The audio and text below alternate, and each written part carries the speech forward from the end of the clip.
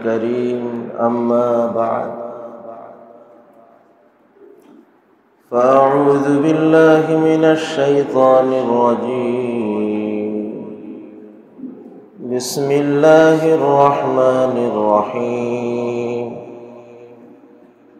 تعاونوا على البر والتقوى ولا تعاونوا على الإثم والعدوان ومعصية الرسول صدق الله مولانا العظيم وقال رسول الله صلى الله عليه وسلم من سعادة ابن آدم رضاه بما قضى الله له ومن شقاوة ابن آدم سخطه بما قضى الله له وقال أيضا أحبب حبيبك هونا ما عسى أن يكون بغيضك يوما ما وابغض بغيضك هونا ما عسى أن يكون حبيبا يوما ما أو كما قال النبي صلى الله عليه وسلم الحمد لله الحمد لله আল্লাহ তাআলার লাখো করোড় শুকর যে আল্লাহ তাআলার খাস ফজল ও করম মেহেরবানিতে আজকের এই ইসলাহি মুবারক মজলিসে শরীক হওয়ার যে তৌফিক আল্লাহ দান করেছেন তার মহান দরবারে শুকর আদায় করছি আলহামদুলিল্লাহ।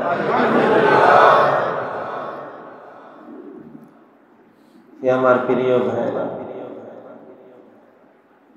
মানুষ কোনো নেয়ামত পেয়ে যখন আল্লাহর শুকর আদায় করে তো কোরআনের ওয়াদা আল্লাহ তার নেয়ামত বাড়িয়ে দেন। দুনিয়াবি নেয়ামত পেয়েও শুকর আদায় করে তো আল্লাহ তার দুনিয়াবি নেয়ামতও বাড়িয়ে দেন। আখিরাতের কোনো নেয়ামত পেয়ে শুকর আদায় করে তো আল্লাহ তার আখিরাতের নেয়ামতও বাড়িয়ে দেন। কোন নেক পরিবেশে শরীক হয়ে শুকর আদায় করে তো আল্লাহ তাকে নেক পরিবেশে শরীক হওয়ার সুযোগ তৌফিকও বাড়িয়ে দেন। আর একজন মানুষ যখন বারবার নেক পরিবেশে আসতে থাকে তো আল্লাহ তার দিলের ভিতরে নেক পরিবেশের বুঝ দিতে থাকে। এরপরেও আসতে থাকে তো ওই বুঝ তার ভিতরে বাড়তে থাকে। বাড়তে বাড়তে এক সময় আল্লাহর মেহেরবানিতে সে পুরা নেক পরিবেশের মানুষ হয়ে ওঠে। নেক পরিবেশের মানুষ হওয়ার পরেও নেক পরিবেশে লেগে থাকে নিয়ম মেনে নিয়মিতভাবে, তো আল্লাহ তাকে শুধু নেক পরিবেশের মানুষই বানান না, বরং আল্লাহ তাকে নেক পরিবেশের চম্বুকও বানায় না। যেমন লোহা অনেক সময় চম্বুকের সাথে লেগে থাকে তো লোহার ভিতরেও চম্বুক ভাব এসে পড়ে। হয়তো একটা সময় ছিল যখন সে নিজেই পথহারা, কিন্তু আজ আল্লাহর মেহেরবানিতে সে শুধু জান্নাতি পথের পথিকই হয় না, আল্লাহ তাকে জান্নাতি পথের মাইল ফলকও বানিয়ে নেন। যে মাইল ফলক দেখে দেখে অনুসরণ করে করে বহু পথহারা মানুষ জান্নাতের পথ পেতে থাকে, জান্নাতের পথ চলতে থাকে আর জান্নাত পর্যন্ত পৌঁছতে থাকে। আল্লাহ আমাদের সকলকে নেক পরিবেশের চম্বুক হিসেবে কবুল করেন। আল্লাহ আমাদের সকলকে জান্নাতি পথের মাইল ফলক হিসেবে কবুল করেন। হে আমার প্রিয় ভাইরা, আজ খুব গুরুত্বপূর্ণ দুটো তিনটে বিষয়ের পরে কিছু কথা বলার ইচ্ছা। আল্লাহ কথাগুলি আমাদের সকলের উপকারী কথা হিসেবে কবুল করেন।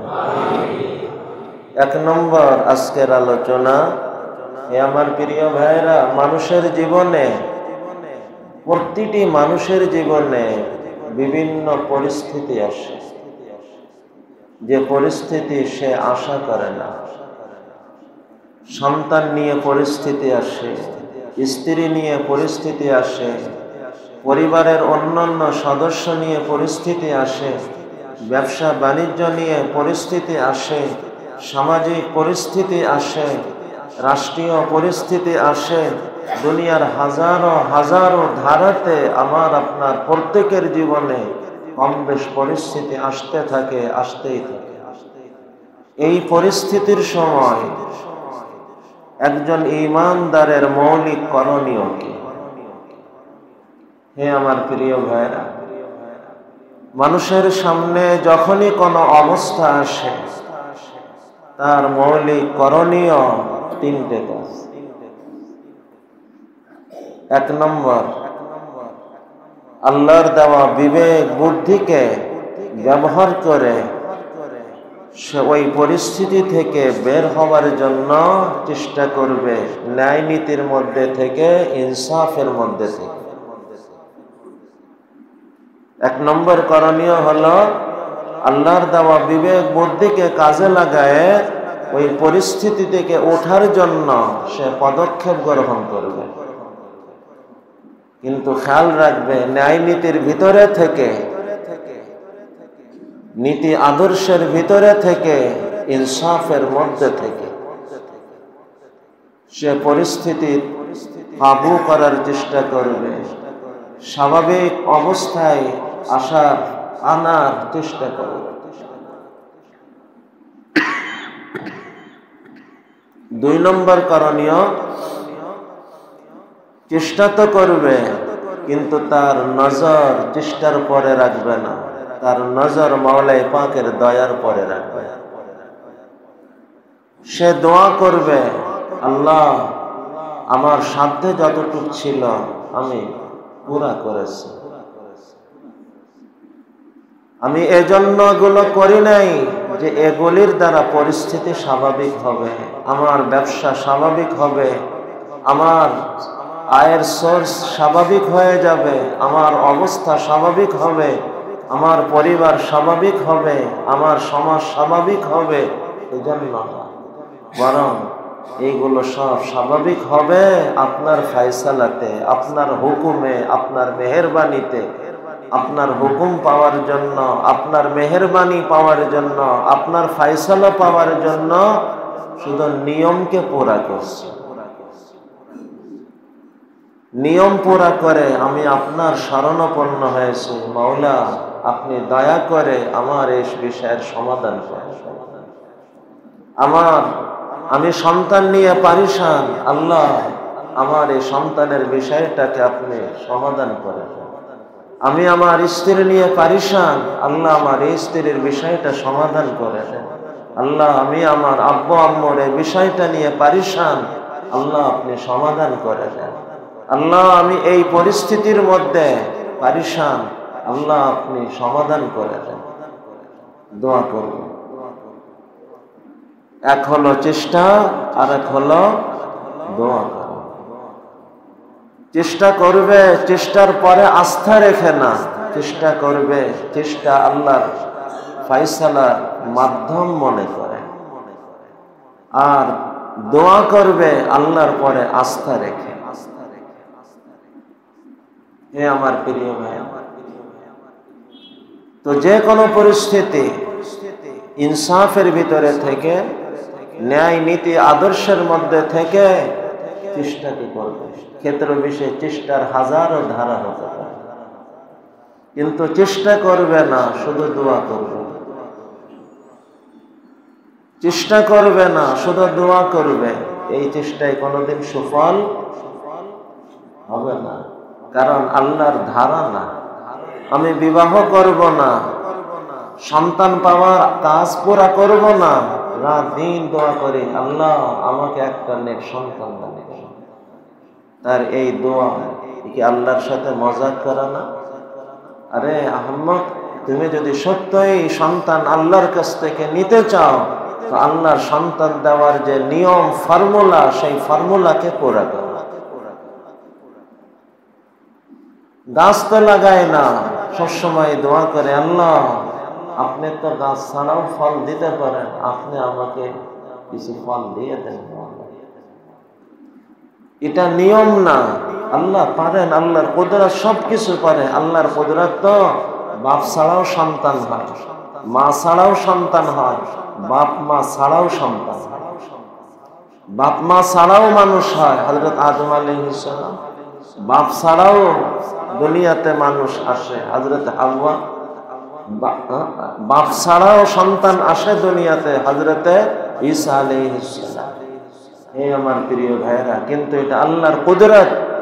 আমার পরে হুকুম হলো কুদরতের পরে বিশ্বাস রাখবে আর আল্লাহ সুন্নতের পরে, নিজামের পরে আমল করবে।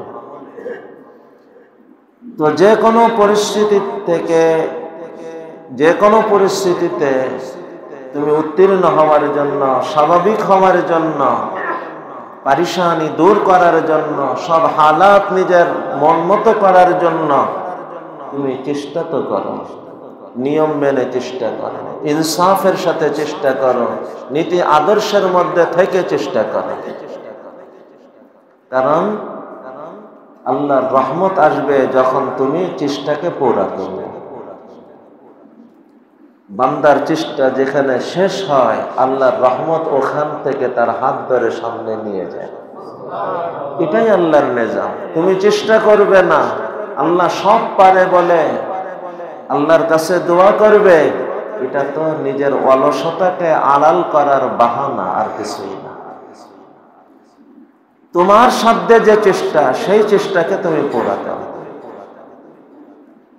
স্ত্রীকে নেক স্ত্রী বানানোর জন্য যে পদক্ষেপ গ্রহণ করা উচিত, বিচক্ষণতার সাথে সেই পদক্ষেপকে গ্রহণ করো। সন্তানকে মানুষ বানানোর জন্য যে পদক্ষেপ গ্রহণ করা উচিত, সেই পদক্ষেপগুলো তুমি সুন্দরভাবে বাস্তবায়ন করো। তোমার সমাজ পরিবর্তনের জন্য তোমার সাধ্য যতদূর, তুমি বিচক্ষণতার সাথে সেই চেষ্টাকে পুরা করো। যে কোনো স্থানে, যে কোনো পরিস্থিতি, তোমার সাধ্যে যতটুকু, লা ইউকাল্লিফুল্লাহু নাফসান ইল্লা উসআহা, আল্লাহ কাউকে তার সাধ্যের বাহিরে চাপাই দেন না। তোমার সাধ্যে যতটুকু, তুমি তোমার সাধ্যের সবটুকু পেশ করো।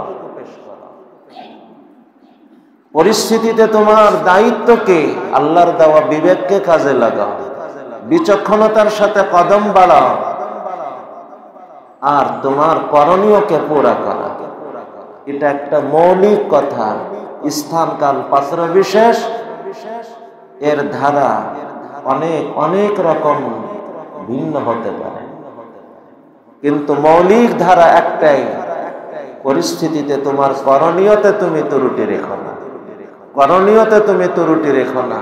সন্তানকে মানুষের মতন মানুষ বানানোয় তুমি ত্রুটি রেখো না, পরিবারকে দিনদার বানানোর চেষ্টায় তুমি ত্রুটি রেখো না। আর 2 নম্বর, চেষ্টা করে তুমি নিশ্চিন্ত হও না আমি তো চেষ্টা করছি হয়ে যাবে, বরং মনে রেখো চেষ্টায় কিছুই হবে না, তার দয়াতেই সব কিছু। অতএব তার দয়া পাওয়ার জন্য তার কাছে এবার চোখের পানি ফেলো। আল্লাহ আমি জানি চেষ্টায় কিছুই হবে না, কিন্তু এরপরে চেষ্টা করছে, শুধু আপনার দয়া, চেষ্টার পরে আসাটা হলো নিয়ম, তাই আমি চেষ্টা পুরা করছি।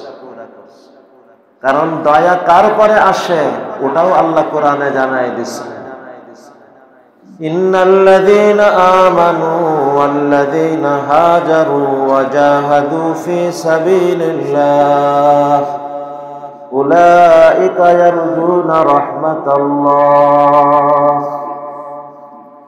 এই কাজগুলি পুরা করছে, যেটা এক কথাই চেষ্টা বলছে, তাদের জন্য সাজায় যে সে আল্লাহর দয়া পাওয়ার এবার আশাবাদী হবে। কেউ বলতে পারে যদি চেষ্টায় না হয় আল্লাহর দয়াতেই হয়, তাহলে আমি চেষ্টা করব কেন? উত্তর হলো চেষ্টা এই জন্য করবে যে আল্লাহর দয়া আসার মাধ্যম হলো চেষ্টা। দয়া দিয়ে হবে, চেষ্টা দিয়ে হবে না, তারপরেও চেষ্টা করে আল্লাহর দয়া পাবো এই আশা। যদি চেষ্টাই হতো কাজ পুরা করলেই ফল পাওয়া নিশ্চিত হতো, তাহলে আজ সমাজে এর অসংখ্য উদাহরণকে তুমি দেখো না। বিবাহ তো হয়েছে, যুগ যুগ পার হয়ে যাইতেছে, আজও তাদের কোনো সন্তান নেই। দেখো নাই এমন কোন দাম্পত্যকে গাছ লাগায় গাছ বড় হয়ে এক যুগ হয়ে দাঁড়ায় আসছে, কিন্তু এই গাছে একটা ফল আজ পর্যন্ত আসে নাই। এমন গাছ দেখো নাই জীবনে। বোঝা গেল গাছ লাগাই নেই, ফল পাওয়ার গ্যারান্টি নাই। বিবাহ শাদী করে স্বামী স্ত্রীর আচরণে সন্তান পাওয়ার নিশ্চয়তা নাই, কিন্তু এরপরেও আমাকে করতে হবে কেন? সন্তান তো আল্লাহ দিবেন, কিন্তু আল্লাহ সন্তান দেওয়ার ফর্মুলা হলো এই। ফল তো আল্লাহ দিবেন, কিন্তু ফসল পাওয়ার, ফল দেওয়ার নিয়ম ধারা আল্লাহর এই। অতএব তুমি নিয়ম পুরা করে আশাবাদী হও। এখন আশাবাদী হওয়াটা যুক্তিক আশাবাদী, এখন আশাবাদী হওয়া নীতিগত আশাবাদী হওয়া। এখন আশাবাদী হওয়া নিয়মের আশাবাদী হওয়া। এক শব্দে এখন আশাবাদী হওয়া নিয়মের আশাবাদী হওয়া। সন্তানকে মানুষের মতন মানুষ বানানোর চেষ্টা তো তুমি করলে, এরপরে তুমি সন্তানকে ভালো মানুষ পাওয়ার আশা করবে, এই আশাটা তোমার নিয়মের আশা করা হবে। তা না হলে সন্তানকে আদর্শবান সন্তান বানানোর কোনো চেষ্টা তো তুমি করলে না, আর তুমি আফসোস করতেছ আমার সন্তান কেন মানুষ হয় না। হ্যাঁ, হে আমার প্রিয় ভাইরা, সাইয়েদনা হযরত ওমর ফারুক রাদিয়াল্লাহু তাআলা জামানাতে একটা বিচার আসছে হযরতের কাছে। বাপ এসে বলতেছেন, আমিরুল মুমিনিন, আমার ছেলে আমার কোনো কিছু হক আদায় করে না। হযরত ওমর রাদিয়াল্লাহু আনহু ছেলেকে ডাকাইছে, ডেকে বলতেছেন, এই মুরব্বী বৃদ্ধ মানুষটাকে চেনো? বলতেছে, হ্যাঁ চিনি। কে হয়? আমার আব্বু। ওর আব্বু হয়, অথচ উনি তোমার ব্যাপারে বলতেছেন যে তুমি ওনার কোনো হক আদায় করো না, কথা সত্য? ছেলে বলতেছে, জি হযরত, অভিযোগ সত্য। হযরত ওমরের সামনে কথা বলতে গেলে শরীরের ঘাম বের হয়ে যায়, আর যে অভিযোগ বলা হইতেছে নির্দ্বিধায় সেইভাবে বলতেছে, হ্যাঁ ওনাকে চিনি, উনি আমার আব্বু, যে অভিযোগ করছে সব সত্য। হযরত ওমর রাদিয়াল্লাহু আনহুর মধ্যে আগ্রহ জাগলো, কি ঘটনা? ছেলে এইভাবে নির্বিঘ্নে এইভাবে বলে যাইতেছে কি? তো বলতেছে, তুমি কেন হক আদায় করো না? ছেলে বলতেছে, হযরত বাবার হক কি? উত্তর দিলেন যে তোমার বাবার হক তোমার পরে এইগুলি। জিজ্ঞাসা করতেছে এবার, আমিরুল মুমিনিন, আমার পরে যেমন পিতার হক আছে, পিতার পরেও কি আমার কোনো হক আছে? হযরত ওমর রাদিয়াল্লাহু তাআলা আরো জাগ্রত হয়ে উঠছে। যুবক বলে কি? এমন প্রশ্ন তো কেউ করে না। আমিরুল মুমিনিন, আমার ব্যাপারে কি বাবার কোনো হক আছে, না এক পাশে শুধু আমারই হক? বলতেছে, না, তোমার ব্যাপারে তোমার আব্বুর কাঁধেও কিছু হক আছে। বলছে, কি হক? আমি একটু শুনতে চাই, জানতে চাই। বলছে, তোমার হক তিনটে। তোমার ব্যাপারে তোমার আব্বুর দায়িত্ব, হক তিনটে। এক নম্বর, নেক সন্তান পাওয়ার জন্য নেক স্ত্রী গ্রহণ করা। জমিন যেমন হবে ফসল তেমন হবে। দুই নম্বর, সন্তান যখন বড় হয়, সন্তান যখন দুনিয়াতে আসে, তার একটা ভালো নাম যেন রাখে। নামের বড় প্রভাব। এই আলোচনা বেশ আগে একবার করেছিলাম। নামের বড় প্রভাব থাকে। একজন মানুষকে যখন সবসময় বলা হয় বুদ্ধিমান বুদ্ধিমান, এ বুদ্ধিমান ছেলে, আসতে দেখে তোর মধ্যে যদি বুদ্ধির কিছু কমতিও থাকে, আস্তে আস্তে তার ভিতরে বুদ্ধির বিকাশ ঘটতে থাকে। যে শব্দটা দিয়ে তাকে ডাকা হয় এর প্রভাব পড়ে। আর যদি কোনো বাচ্চাকে উঠতে বসতে সবসময় বলা হয় পাগল না ছাগল, এইভাবে গালি দেওয়া চলতে থাকে, তো ও যদি পাগল ছাগল নাও হয়, তো বাপ মার এই পাগল ছাগল বলতে বলতে অর্ধেক পাগল ছাগল হয়। এটা নামের প্রভাব। নামের প্রভাব কি? কিতাবে এক আজীব ঘটনা নিয়ে আসছে। ইমাম আবু হানিফা রহমতুল্লাহর জামানায় এক শিয়া ছিল, আর যারা পাক্কা শিয়া তারা হযরত আবু বকর আর ওমর রাদিয়াল্লাহু আনহুমাকে সহ্য করে না। মনে করে নবীজির পরে কেউ মনে করে মুরতাদ হয়ে গেছে, কেউ মনে করে হযরত আলী রাদিয়াল্লাহুর হক ছিল, ওনারা চিন্তাই করে নিচ্ছে। এমন ভ্রান্ত বিশ্বাসে আর কি ওরা। তো এক শিয়া, তার দুই গাধা ছিল, এক গাধার নাম রাখছে আবু বকর আর এক গাধার নাম রাখছে ওমর।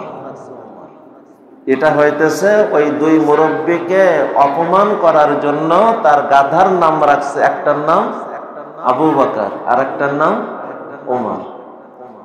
আপনারা যারা গাধা সম্পর্কে কোনো ধারণা রাখেন তারা জানেন গাধা সমস্ত প্রাণীর মধ্যে অসম্ভব নিরীহ এক প্রাণী। ওকে যদি হাজারো পেটানো হয়, ও মুখ বুঝে শুধু সহ্যই করে যায়, প্রতিবাদ কিছু করে না। আল্লাহ তাআলা এইভাবেই গাধাকে সৃষ্টি করছে। কিন্তু হঠাৎ একদিন ঘটনা ঘটছে, আবু হানিফা রহমতুল্লাহ আলাইহি ক্লাসে বসা, ওই ক্লাসের মধ্যে ওনার সামনে সংবাদ আসছে যে অমুকের গাধা তাকে গুতায়ে মেরে ফেলছে। হযরত ইমাম আবু হানিফা রহমতুল্লাহ আলাইহি শুনেই বলতেছে যে খোঁজ নাও, আমার ধারণা যে গাধার নাম উমর রাখছিল সেই গাধাই ওরে মারছে। লোকরা অবাক হয়েছে কিভাবে।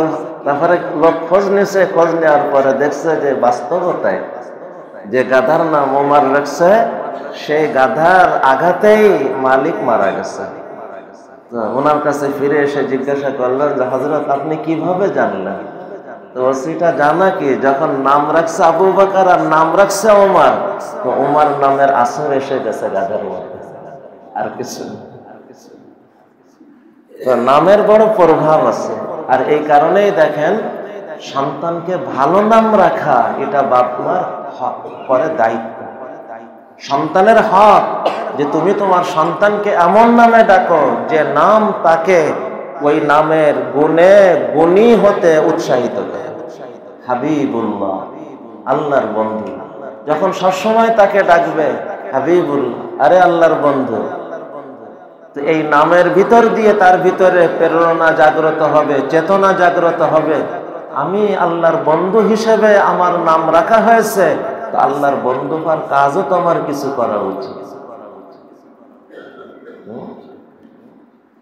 আল্লাহ রব্বি মুহিব্বুল্লাহ, আল্লাহকে ভালোবাসা মানুষ যখন সবসময় তাকে ডাকা হয়, আল্লাহকে ভালোবাসার মানুষটা হয় মুহিব্বুল্লাহ, তো তার ভিতরে এই চেতনা জাগ্রত হয় যে আমাকে আল্লাহর ভালোবাসার মানুষ হিসেবে স্মরণ করা হয়, তা আমাকে তেমন কাজ করা উচিত যার ভিতরে দিয়ে আমি আল্লাহর ভালোবাসা পেতে পারি, আমি মুহিব্বুল্লাহ হতে পারি, আমার নাম আমার জন্য সার্থক হতে পারে।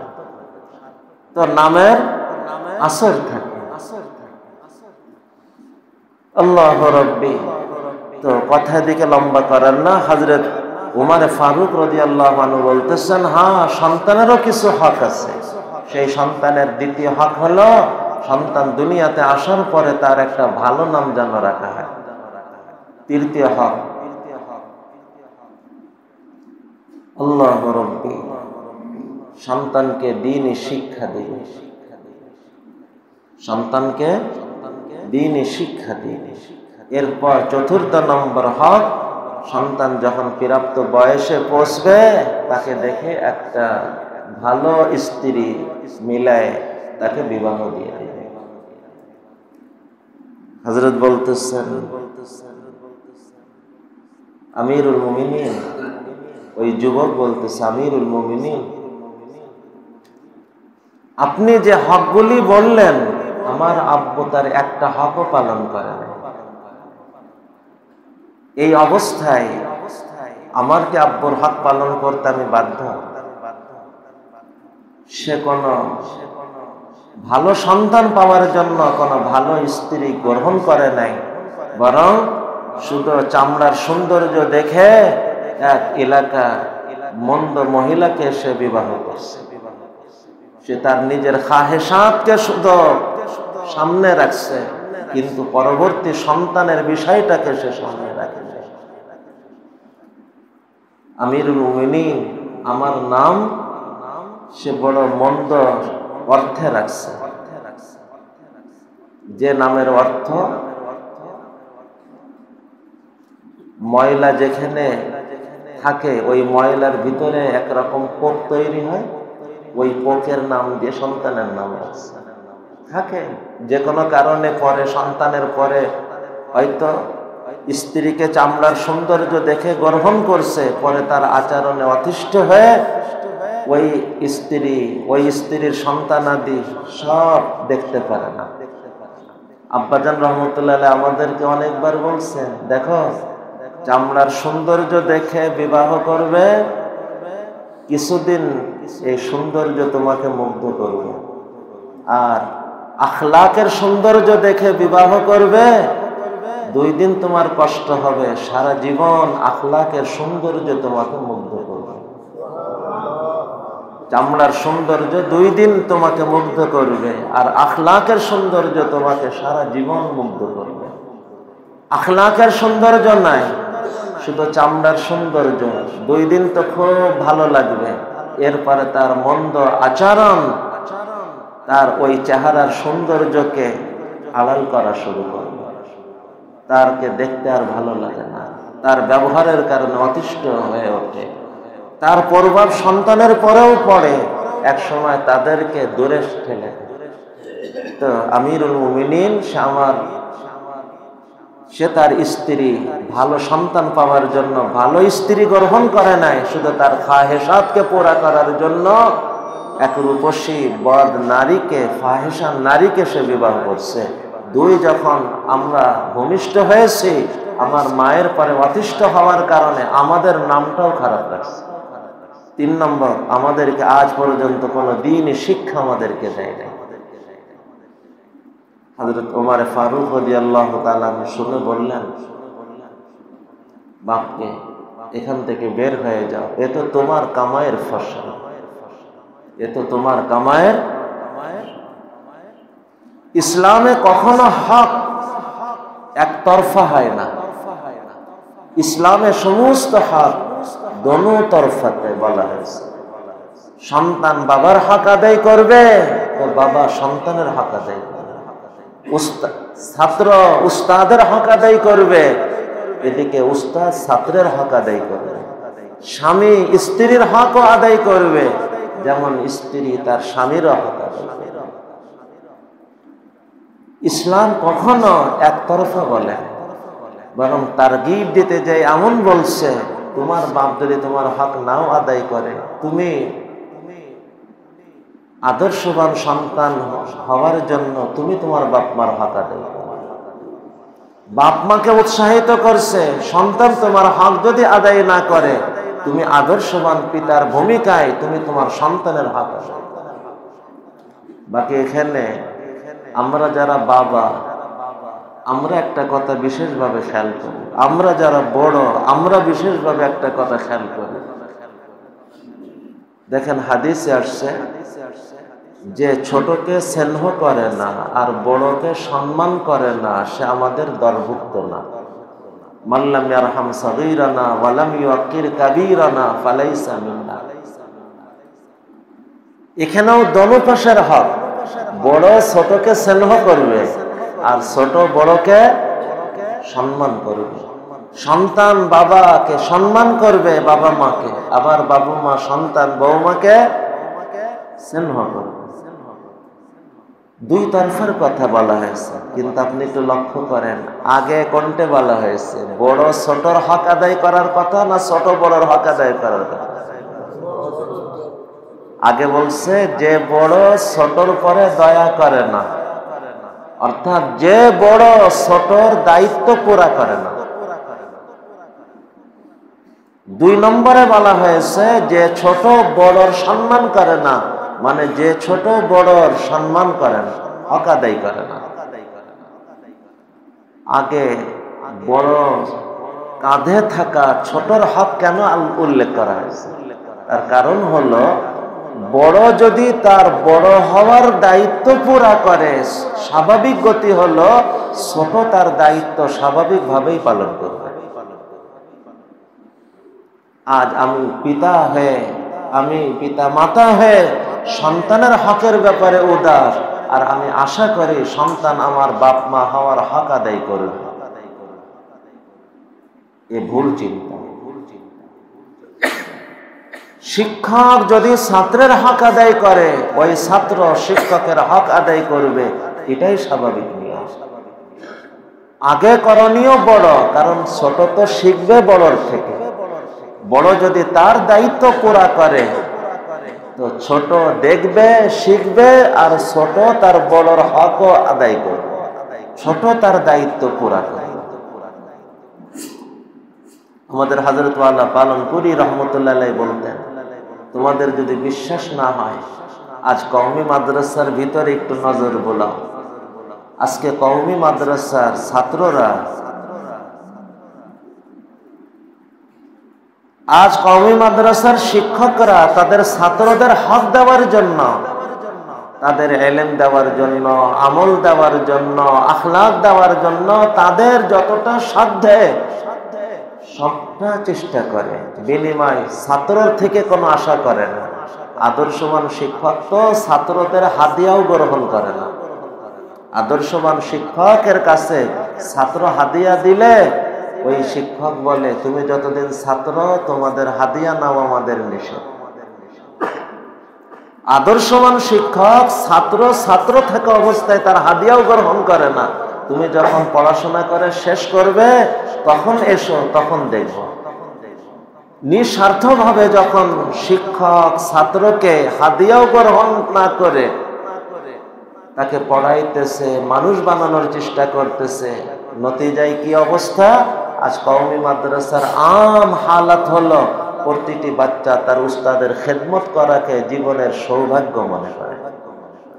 আজ আমাদের ছাত্ররা আমাদেরকে ওই খেদমত করে, ওই খেদমত করতে আগ্রহ ব্যক্ত করে যেটা আমরা তাদের থেকে আশাও করি না। ওযু করতে বসে, ওযু করতে যখন তারা অনুভব করে লোটা ভরে পানি আগায় নিয়ে আসে, ওযু থেকে ফারেগ হয় আগে তোয়ালি নিয়ে সামনে হাজির হয়ে যায়, জুতা খুলে বের হয়, জুতা নিজে হাতে নেওয়ার আগে ছাত্ররা উঠায় নেয়। এগুলি উস্তাদরা বলে না, ছাত্র নিজেদের মতন পায়। কেন? কারণ হইতেছে উস্তাদ যখন তার ছাত্রের হক আদায় করছে, ওই ছাত্র তার উস্তাদের হক আদায় করবে, এটাই স্বাভাবিক। এই ছাত্রগুলি আজকের এই সমাজের মানুষ, তারা 1400 বছর আগের কেউ না, 1000 বছরের আগের কেউ না। আজকের এই মন্দ সমাজের মধ্যে এই ছাত্রগুলি এই সমাজের সন্তান, এই সমাজের ফসল সন্তান। এরা যদি আজ উস্তাদের জন্য এতটা ফেদাই হতে পারে, এতটা জানেসার হতে পারে, এতটা নিবেদিত প্রাণ হতে পারে, বুঝার অনেক কিছু পেয়ে যায়। হে পিতারা, তোমরা তোমাদের দায়িত্ব পুরা করো, তোমার সন্তান তোমার জন্য ফিদাই হয়ে যাবে। হে বড়রা, ছোটদের হক আদায় করো, ছোটরা তোমাদের ফিদাই হয়ে যাবে। বড় ভাই ছোট ভাইয়ের হক আদায় করবে, ছোট ভাই বড় ভাইয়ের ফিদাই হয়ে যাবে। এটাই স্বাভাবিক। হাজারে লাখে দুই একটা ব্যতিক্রম হবে, কিন্তু স্বাভাবিক নিজাম হলো এটা। আজও এই সমাজের এই সন্তানদের মধ্যে এই যোগ্যতা আছে। যদি যোগ্যতা না থাকতো, কওমি মাদ্রাসার এই ছাত্রগুলি তাদের শিক্ষকের জন্য এতটা নিবেদিত প্রাণ কিভাবে হয়?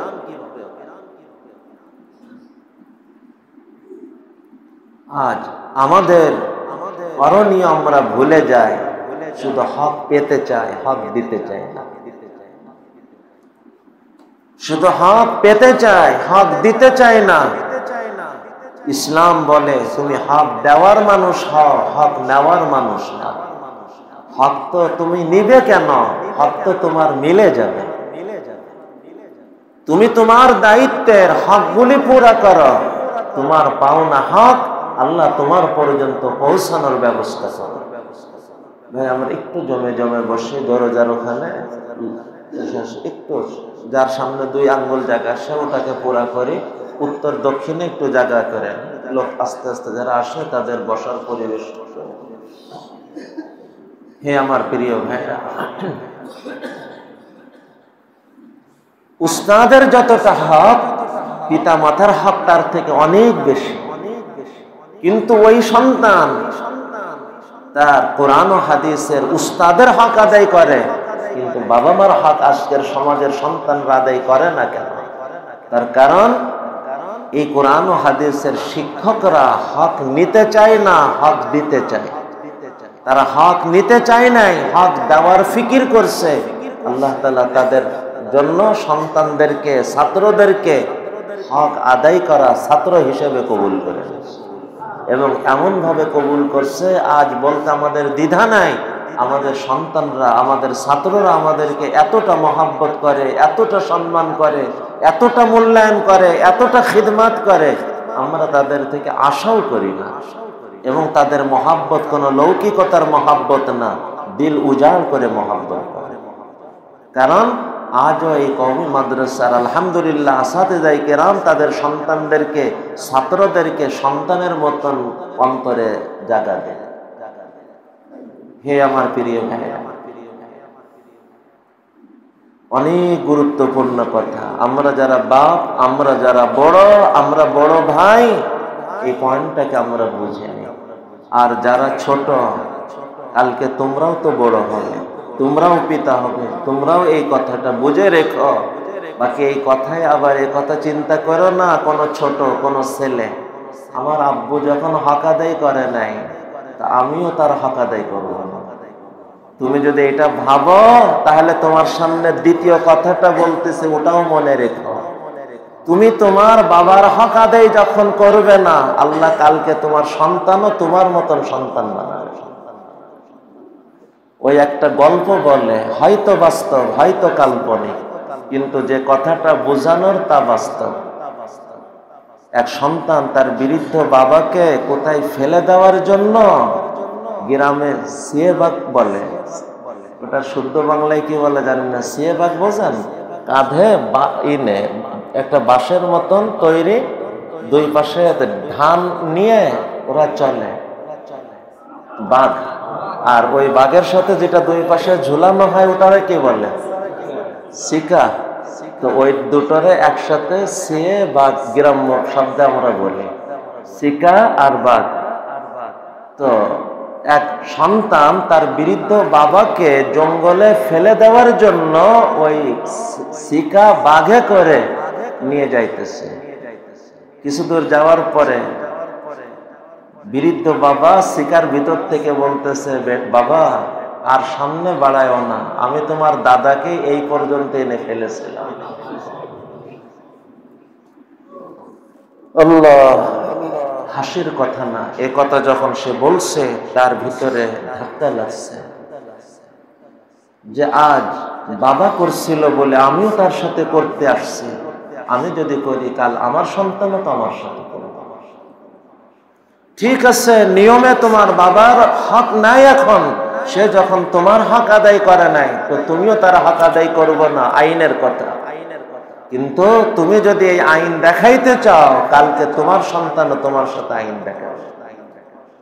অতএব আইনের ঊর্ধ্বে ওঠো, আন্তরিকতার দাবি পুরা করা মানুষ হওয়ার চেষ্টা করো। নবীজি হাদিসে বলছেন আজ থেকে 1400 বছর আগে, ইন্নাকুম সাতারাউনা ইসরাতান ওয়া উমুরান তুনকিরুনাহা, এক জামান আসবে তোমরা দেখবে তোমাদের পাওনা তোমাদের দেওয়া হইতেছে না, অন্যকে দেওয়া হইতেছে। সাহাবায়ে কেরাম জিজ্ঞাসা করলেন, ক্বালু ফামা তা'মুরুনা ফীহি ইয়া রাসূলুল্লাহ, এই পরিস্থিতি যদি আমাদের সামনে আসে তো আপনার দিক নির্দেশনা কি ইয়া রাসূলুল্লাহ? নবীজি উত্তর দিলেন, কি আজীব উত্তর, দুনিয়া জান্নাত বানানোর উত্তর। নবীজি বললেন, ইন তুআদ্দুনাল হাক্কাল্লাযী আলাইকুম ওয়া তাসআলুনাল্লাহাল্লাযী লাকুম। দুটো কথা বললেন, তুআদ্দুনাল হাক্কাল্লাযী আলাইকুম, তোমার কাঁধে তার যে পাওনাগুলি আদায় করে দিও, ওয়া তাসআলুনাল্লাহাল্লাযী লাকুম, কিন্তু তোমার যে পাওনা অধিকার ছিল তুমি পাইতেছ না, ওটা নেওয়ার জন্য মারামারি করতে যাও না, আল্লাহর কাছে চাও, আল্লাহ মিলাই দিবে অথবা ওর থেকে ভালোটা মিলাই দিবে। তুআদ্দুনাল হাক্কাল্লাযী আলাইকুম ওয়া তাসআলুনাল্লাহাল্লাযী লাকুম, হে সন্তান, তোমার বাবা তোমার হক আদায় করে নাই, কিন্তু তোমার বাবা বাবা হওয়ার হক যা তোমার কাঁধে ওগুলি পুরা করো। আর সন্তান হওয়ার কারণে তোমার যে পাওনা অধিকার ছিল ওইটা পাওয়ার জন্য বাবা মার সাথে ঝগড়ায় লিপ্ত হয়ো না, আল্লাহর কাছে চাইতে থাকো। তুমি বাবা মার থেকে যেটা আশা করো ওটা বাবা মা ছাড়াও আল্লাহ তোমাকে দিয়ে দিতে পারে। তুআদ্দুনাল হাক্কাল্লাযী আলাইকুম ওয়া তাসআলুনাল্লাহাল্লাযী লাকুম, তুমি হক দেওয়ার মানুষ হও, হক আদায় করা মানুষ হওয়ার চেষ্টা করো না। যদিও তুমি ইনসাফের মধ্যে থেকে যদি হক আদায় করতে চাও, আইনগত তোমার অধিকার আছে, কিন্তু তুমি যদি আইনের ঊর্ধ্বে উঠতে পারো এটা তোমার জন্য মুবারক। কি মুবারক? জান্নাতের মিডিলে আল্লাহ রসুল তোমার জন্য জান্নাতি ঘর দেওয়ার দায়িত্ব গ্রহণ করবে। আবু দাউদের রিওয়ায়াতে আসছে, নবীজি বলেন, আনা যাইমুন বিবাইতিন ফি রাবাজিল জান্নাহ লিমান তারাকাল মিরাআ ওয়া ইন কানা মুহিক্কা। সে তার ন্যায্য দাবির পরে ছিল, কিন্তু বাবার সাথে আমি ঝগড়া করব, ভাইয়ের সাথে আমি ঝগড়া করব, আমার পারকতার মধ্যে ছেড়ে দাও। আখিরাতে নবীজি জান্নাতের মিডিলে তোমার জান্নাতি বালাখানা দেওয়ার দায়িত্ব নিতেছে। আনা যাইমুন বিবাইতিন ফি রাবাজিল জান্নাহ লিমান তারাকাল মিরাআ ওয়া ইন কানা মুহিক্কা। তো বলতেছিলাম, ইসলাম কখনো একতরফা হক আলোচনা করে নাই, সবসময় দুই তরফা। কিন্তু মনে রাখা, এই দুই তরফা হকের মধ্যে 1 নম্বর বড়র দায়িত্ব আগে পালন হওয়া। আমি আশা করি স্ত্রী আমার হক আদায় করো, কিন্তু আমি স্বামী হিসেবে স্ত্রীর যে হক সে আদায় করি কখনো? এটা কি ভাবি কখনো? ওই একই কথা, আমি স্বামী হওয়ার হক আদায় করি। হক মানে শুধু টাকা পয়সা দেওয়া না, ভালো খাবার কাপড় চোপড় দেওয়া না, স্ত্রীকে প্রথম নেক স্ত্রী হিসেবে গ্রহণ করা হক ছিল। স্ত্রীকে দিন যদি আগে সে শিখে না থাকে, তাকে দিন শিখানো, দিনদার বানানো, এটাও স্বামীর হক, দায়িত্ব। এটা স্ত্রীর হক। একটা মেয়ে সে দিনদার হবে, এটা তার পাওনা অধিকার। দায়িত্ব কার পরে? প্রথম দায়িত্ব তার বাপ মার পরে। যতদিন বাপ মার কাছে আছে, বাপ মা আদায় করে নাই, বিবাহ হয়ে গেছে, দ্বিতীয় স্তরে সেটা হক হলো তার স্বামীর পরে। স্বামীও হক আদায় করে নাই, সন্তান এসে গেছে, স্বামী এখন হক আদায় করার পজিশনেও আর নাই। তৃতীয় স্তরে তাকে দিনদার বানানো, দিন শেখানো, এটা হক হইতেছে তার সন্তানের পর। তা আমি স্বামী, আমার স্ত্রী যখন দিন শেখে নাই, দিনদার হয় নাই, তাকে দিন শেখানো এবং দিনদার বানানো, এটা আমি স্বামী হিসেবে আমার দায়িত্ব, তার হক, তার পাওনা এটা। হে আমার প্রিয় ভাইয়া, শুধু তার জাগতিক হক আদায় করলে হক আদায় হবে না, তার উখরবি হক, আখিরাতের হকও আমাকে আদায় করতে হবে। তো বড় তার হক আদায় করবে, এরপরে ছোট তার হক আদায় করার ব্যাপারে ভাববে, এটাই হলো নিয়ম। যার কারণে নবীজি সাল্লাল্লাহু আলাইহি ওয়াসাল্লাম আগে বড়র করণীয় শোনাইছেন, এরপরে ছোটর করণীয় শোনাইছেন, আর বলতেছেন মাল্লাম ইয়ারহাম সাগীরানা, যে বড় তার ছোটর দায়িত্ব পুরা করে না, ছোটকে স্নেহ করে না, ওয়ালাম ইউকির কাবীরানা, 2 নম্বর ছোট বড়র হক আদায় করে না, বড়কে সম্মান করে না, ফালাইসা মিন্না, ফালাইসা মিন্না, সে আমাদের দলভুক্ত না। আল্লাহ তাআলা আমাদেরকে বোঝার তৌফিক দান করেন। কথা অনেক দূরে চলে গেছে, মূল কথায় চলে আসে। যে কোনো পরিস্থিতি, আমার সন্তান নিয়ে, আমার স্ত্রী নিয়ে, আমার বাপ মা নিয়ে, আমার পরিবার নিয়ে, আমার প্রতিবেশী নিয়ে, আমার সমাজ নিয়ে, আমার দেশ নিয়ে, আমার দুনিয়ার কোনো স্থান নিয়ে, আমার দোকান নিয়ে, আমার ব্যবসা নিয়ে, আমার ফ্যাক্টরি নিয়ে, আমার চাকরি নিয়ে, আমার আয় রোজগার নিয়ে, যে কোনো ধারার যে কোনো সমস্যা, যে কোনো জটিলতা, যে কোনো পরিস্থিতি, যে কোনো পারিশানি, আমার মৌলিক করণীয় কয়টা? 3টা। 1 নম্বর করণীয় চেষ্টা। চেষ্টার ধারা স্থান কাল পাত্র বিশেষ পার্থক্য হবে। মৌলিক বিষয় হলো আল্লাহর দেওয়া বিবেককে কাজে লাগাও, কোরআন ও হাদিসের দিক নির্দেশনাকে সামনে রাখো, আর স্থান কাল পাত্র হিসেবে বিচক্ষণতার সাথে, ন্যায় নীতির সাথে, ইনসাফের সাথে তোমার করণীয়কে তুমি পুরা করো। একদিন করে বসে থেকো না, করতে থাকো, করতে থাকো, করতে থাকো, করতে থাকো, করতে থাকো। চেষ্টা একদিন করেই ফল পাওয়ার উদাহরণ ওই রকম, ছেলে অসুস্থ, দুর্বল, তো ডাক্তার বলছে একে আঙ্গুর খাওয়াও, শক্তি আসবে। তো বাজার থেকে কিছু আঙ্গুর কিনে সন্তানের হাতে দিছে, ও মুখে দিয়ে যে চাবানো শুরু করছে, কাছে এসে পিছন তেরম, শক্তি পাচ্ছ? বলেন এই আঙ্গুর খাওয়ার আগেই শক্তি এসে যাবে? খাওয়ার সাথে সাথে শক্তি শুরু হয়ে যাবে না সময় লাগবে? সময় লাগবে। তো চেষ্টা একবার করেই ফল পাওয়ার জন্য অস্থির হয়ে যাবে। চেষ্টাকে অব্যাহত রাখবে। চেষ্টাকে কখনো চেষ্টার সুফল সাথে সাথে আসে, কখনো 1 বছর লাগে, কখনো 1 যুগ লাগে, কখনো 1 জিন্দেগি লাগে। কখন বুঝে আসছে? লম্বা সময়ের পরেও পিছনের চেষ্টা।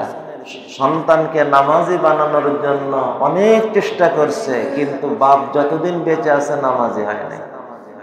যেদিন বাপ মারা গেছে, এমন ঘটনা আমার জানা আছে, তখন সন্তানের দিলের মধ্যে ঝড় শুরু হয়েছে। আমার বাবা সারা জীবন শুধু একটা কথাই আমারে বলছে, ওই বাপটা মারাও গেল, আমি আজও নামাজি হতে পারলাম না। বাপ মারা গেছে, সে পাক্কা নামাজি মসজিদের মানুষ হয়ে গেছে। কি ধারণা? আজকে নামাজি হওয়ার সিদ্ধান্ত হয়েছে, ওই চেষ্টার শুরু থেকে সে নামাজের দিকে আগাইতেছে, আজকে তার প্রকাশ পেয়েছে। এই জন্য অস্থির না হওয়া, চেষ্টাকে ধরে রাখা। চেষ্টা কখনো সাথে সাথে সুফল আনে, কখনো সময় নেয়, কখনো জীবন পর্যন্ত লম্বা হয়ে যায়।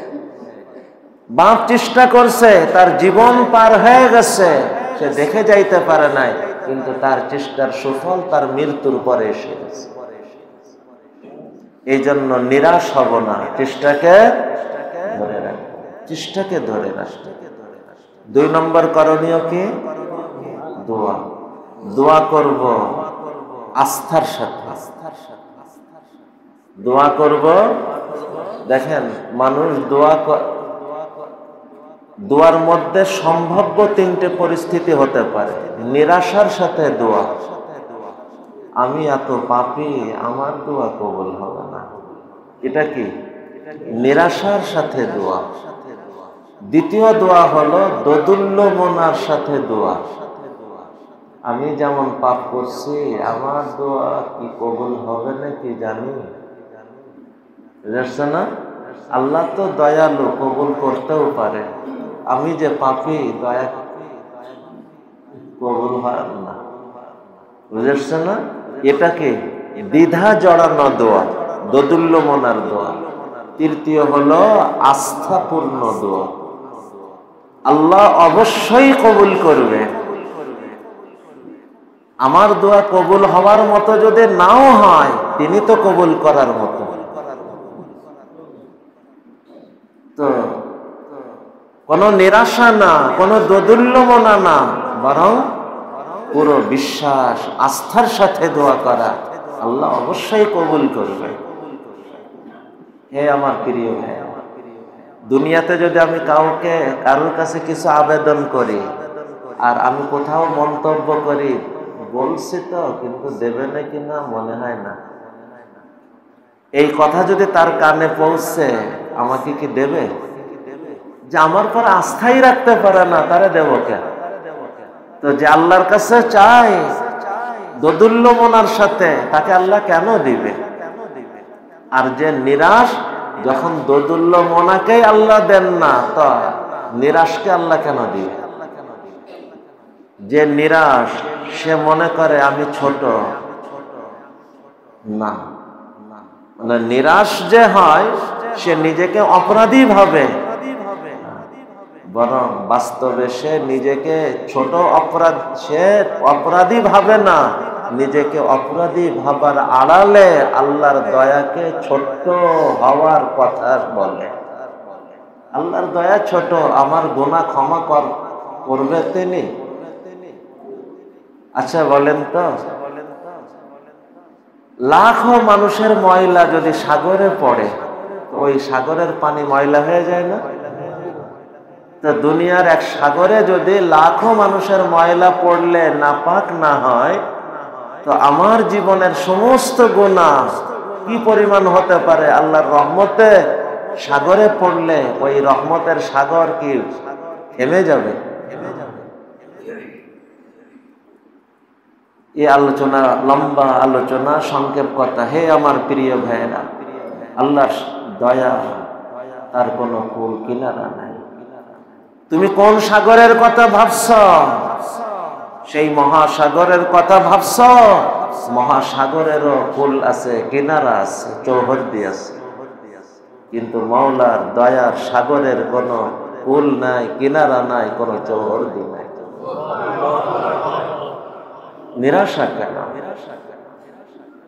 আল্লাহ মনে রাখা, ভালো কাজ করে নিশ্চিন্ত হওয়াটাও কবিরা গুনাহ, আর মন্দ কাজ করার কারণে নিরাশ হয়ে যাওয়াটাও কবিরা গুনাহ।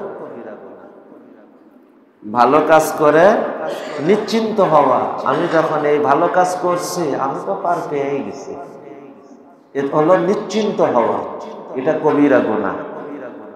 আরে তোমার ভালোটা আদৌ কবুল হয়েছে কিনা তার কি গ্যারান্টি? আর মন্দর পরে নিরাশ হয়ে যাওয়াটাও কবিরা গুনাহ। যে নিরাশ হয়েছে, সে মূলত আল্লাহর দয়াকে ছোট করে দেখছে। ইয়া ইবাদিয়াল্লাযীনা আসরাফু আলা আনফুসিহিম লা তাকনাতু মির রাহমাতিল্লাহ। হে ওই সমস্ত মানুষেরা যারা নিজের পরে জুলুম করতে করতে জুলুমের সীমানাও পার করে ফেলেছে, সীমা লঙ্ঘন করে ফেলেছে, লা তাকনাতু মির রাহমাতিল্লাহ, আল্লাহর দয়া থেকে নিরাশ হয় না, নিরাশ হয় না। আল্লাহ তো এক দোয়া হলো নিরাশার সাথে দোয়া, এই দোয়া কোনোদিন কবুল হবে? দ্বিতীয় দোয়া হলো দোদুল্যমনার সাথে দোয়া, এই দোয়াও কবুল হবে না, এই দোনোটা ফেলে দেওয়া হয়।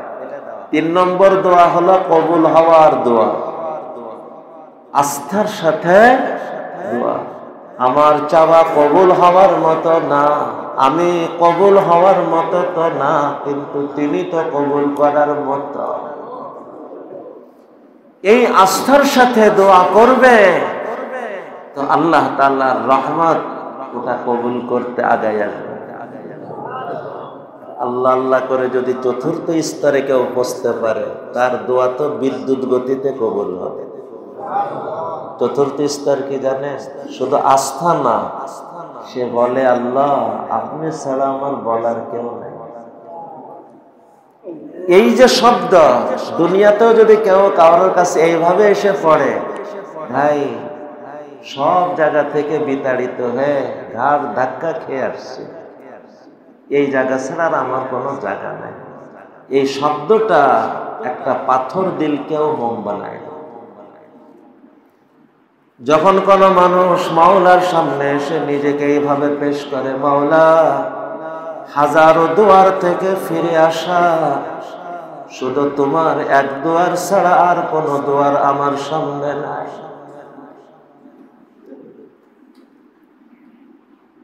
আল্লাহ আপনার এক দুয়ার ছাড়া আমার আর কোনো দুয়ার নাই।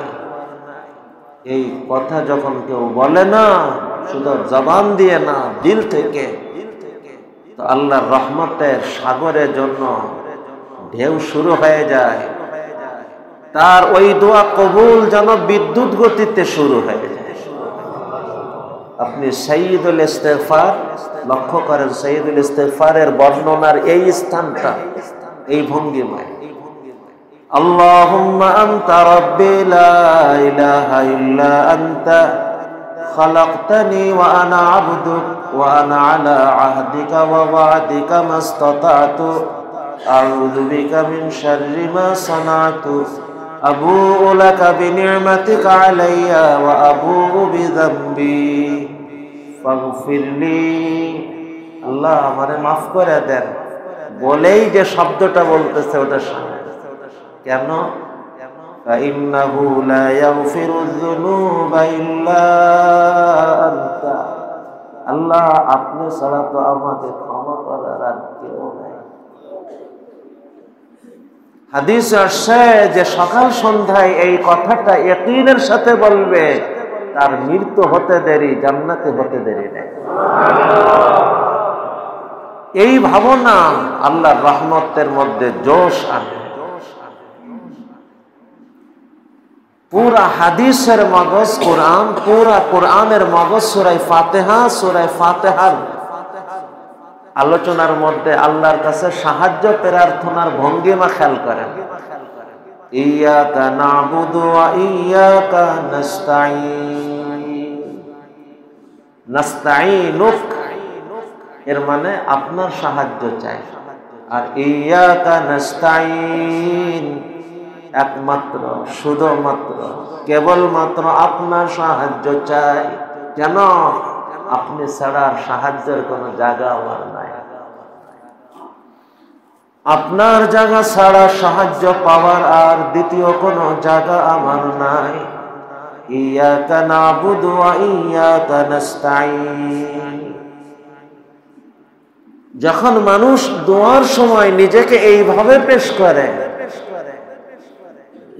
আল্লাহ আপনি ছাড়া তো আর আমার কোনো সাহায্য পাওয়ার জায়গা নাই, আপনি ছাড়া ক্ষমা করার তো আর দ্বিতীয় কোনো আল্লাহ আমার নাই।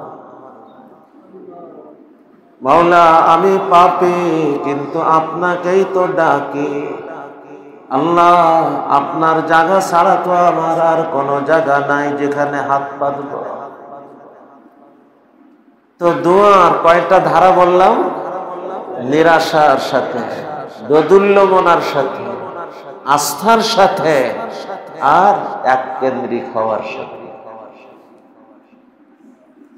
প্রথম 2 স্তরের দোয়া কবুল হয় না, 3টে স্তরের দোয়া কবুল হয়। 3টে স্তরে যদি কেউ মনকে তৈরি করতে পারে তো তার দোয়া বিদ্যুৎ গতিতে কবুল। হে আমার প্রিয় ভাইয়েরা, যে কোনো পরিস্থিতিতে আমাদের করণীয় কয়টা? 1 নম্বর চেষ্টাকে পুরা করা, 2 নম্বর দোয়া। দোনোটাই একদিন নিয়মিত, নিয়ম মেনে নিয়মিত ভাবে সব ক্ষেত্রে, দোয়ার মধ্যেও চেষ্টার মধ্যেও সব ক্ষেত্রে নিয়ম মেনে নিয়মিত ভাবে, চেষ্টা নিয়ম মেনে নিয়মিত ভাবে, দোয়া নিয়ম মেনে নিয়মিত ভাবে। 3 নম্বর কথা যদি বুঝে নেওয়া যায়, দুনিয়া জান্নাতের মতন শান্তি অনুভব হবে মনের মধ্যে। আল্লাহ বান্দা চেষ্টা আর দোয়াকে নিয়ম মেনে নিয়মিত ভাবে পুরা করে, আর এরপরে 3 নম্বর এসে নিজেকে আল্লাহর হাতে অর্পণ করে দেয়। রেজা বিল কজা, আল্লাহ তাকে দিলেও খুশি, না দিলেও খুশি। হ্যাঁ, না দিলেও খুশি, কারণ আমার ভালো আমি বেশি জানি না আমার আল্লাহ বেশি জানেন। তো যখন দিচ্ছেন না, তার মানে ওই দেওয়াটা আমার জন্য মঙ্গলের না। এর মানে এ না যে দোয়া কবুল হয় নাই। আমি আগেও কখনো মনে হয় উদাহরণ শোনাইছিলাম, সন্তান দোয়া করে, সন্তান মায়ের কাছে ঘি চায়, তার পেট দুর্বল, বাড়িতে ঘিও আছে, বলেন মা তাকে কি ঘি দিবে?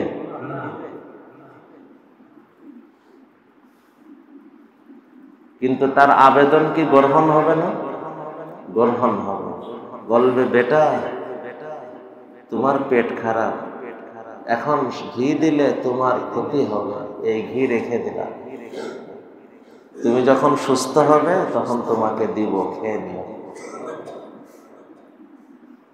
তো বান্দা হয়তো এমন কিছু চাইতেছে যেটা ঘি চাওয়ার মতন, আর তার পেট দুর্বল, এখন দিলে তার ক্ষতি হবে।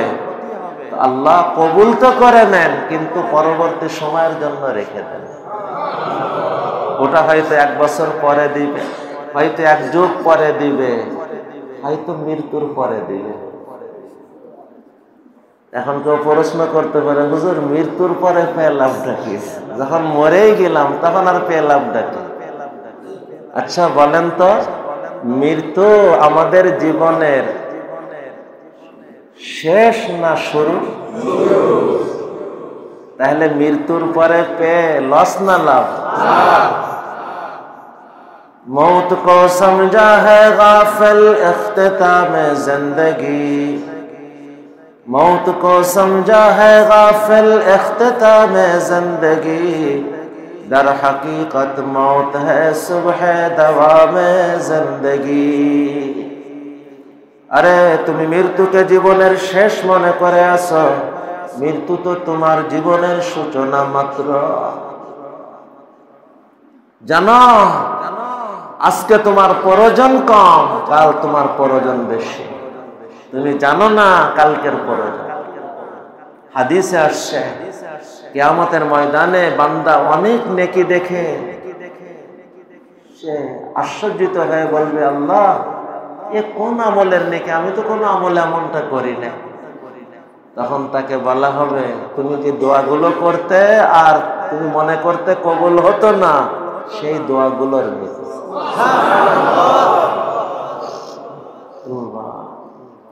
হে আমার প্রিয় ভাই, আল্লাহ আমার চাওয়া দিবেন না কেন? না দেওয়ার মৌলিক কারণ 2টা হয়।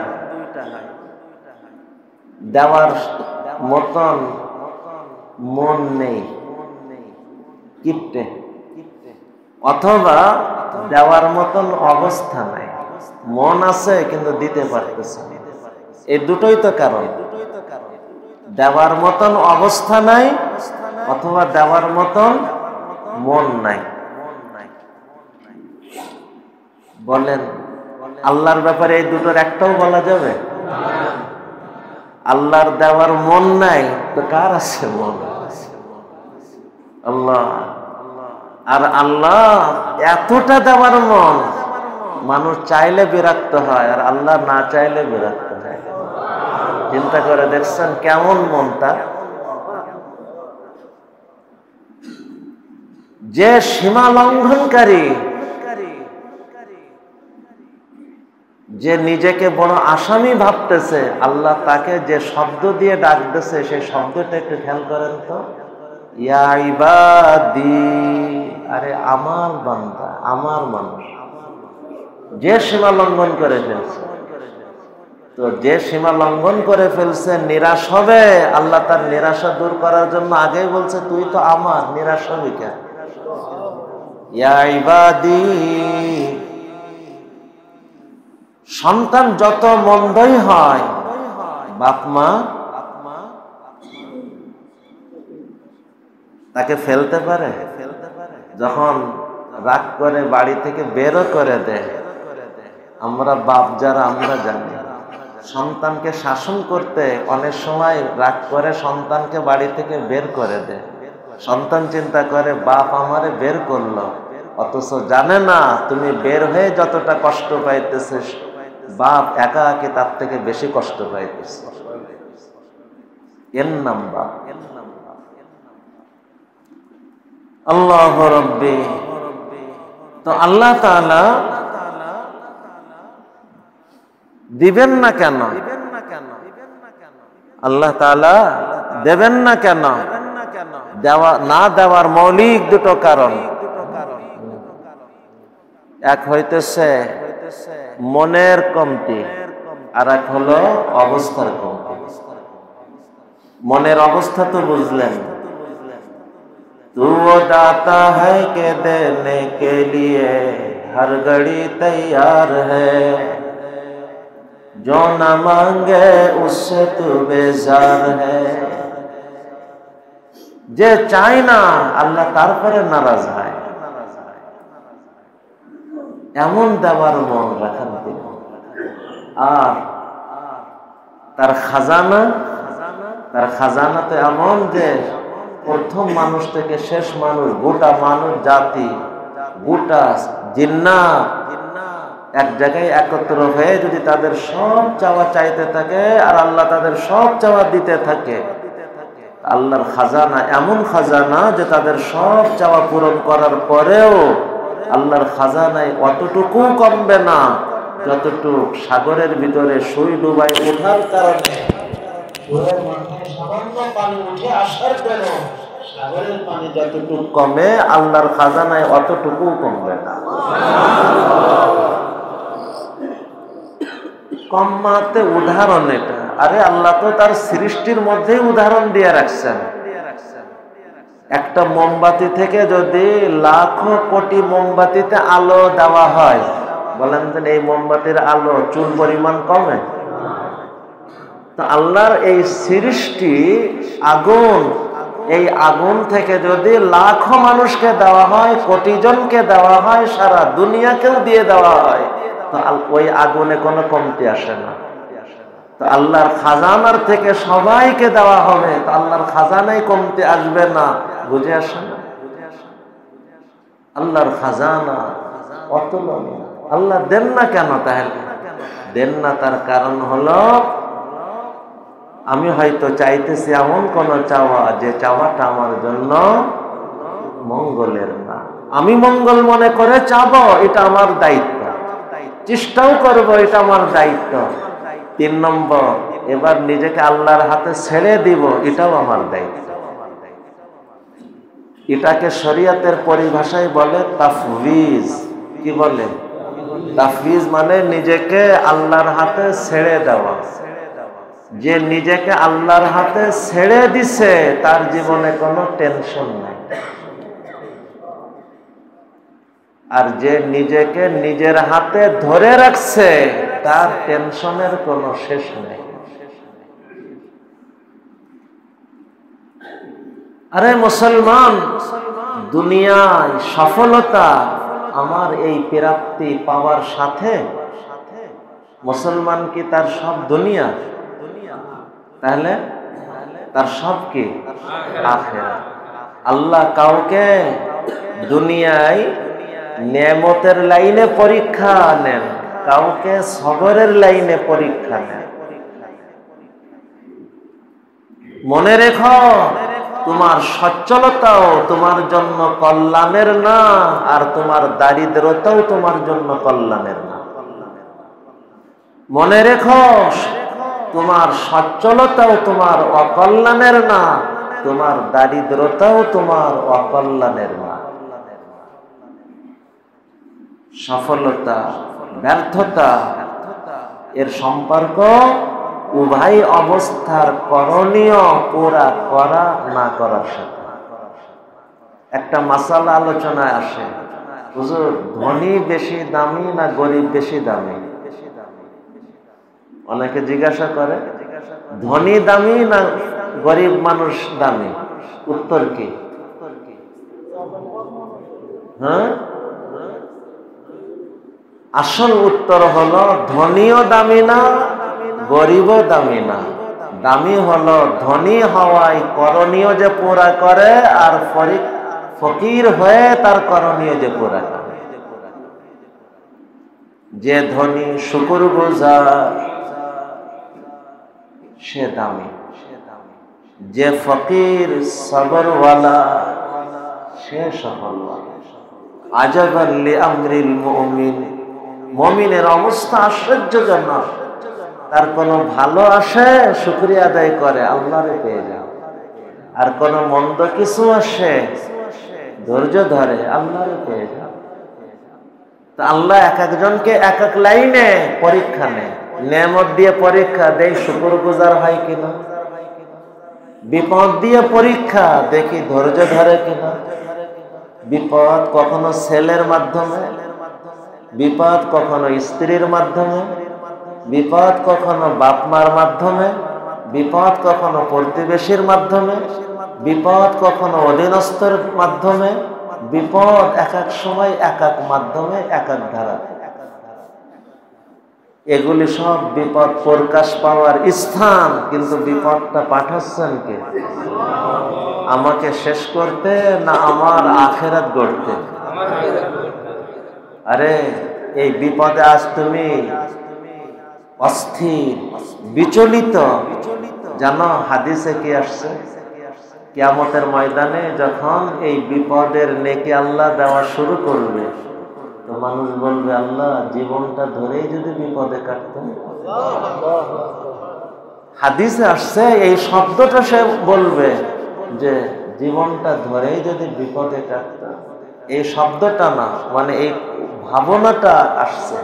আমি যা বলছি এর থেকেও কঠিন শব্দ আসছে। লাউ আন্না জুলুদাহুম কুরিসাত বিল মাকারিজ, হায়রে আমার জীবনটা এত কষ্টে পার হতো যে শরীরের চামড়াগুলো কাঁচি দিয়ে কেটে কেটে টুকরা করে ফেলা হতো। তাহলে বলেন আমাদের সফলতা কি এই কষ্ট কি ব্যর্থতা? যে কষ্টের পরে আফসোস করবে, পুরা জীবন যদি কষ্টে হতো। যারা বুঝছে না তাদের আর কোনো কষ্ট নাই। যারা বুঝছে না তাদের উদাহরণ শোনেন। এক সাহাবী রাসূল শহীদ হয়ে যাইতেছেন, যখন নিশ্চিত মৃত্যু, আল্লাহ তার জবান দিয়ে বের করছেন কি শব্দ জানেন? বলতেছে রব্বে কাবার কসম, মরে আমি কামিয়াব হয়ে গেলাম। ফুজতু ওয়া রব্বিল কাবা, ফুজতু ওয়া রব্বিল কাবা, রব্বে কাবার কসম আমি কামিয়াব হয়ে গেলাম। তো মরে যাওয়া আমরা তো ব্যর্থতা বলবো, কিন্তু যে মরতেছে সে বলতেছে মরে আমি কামিয়াব হলাম।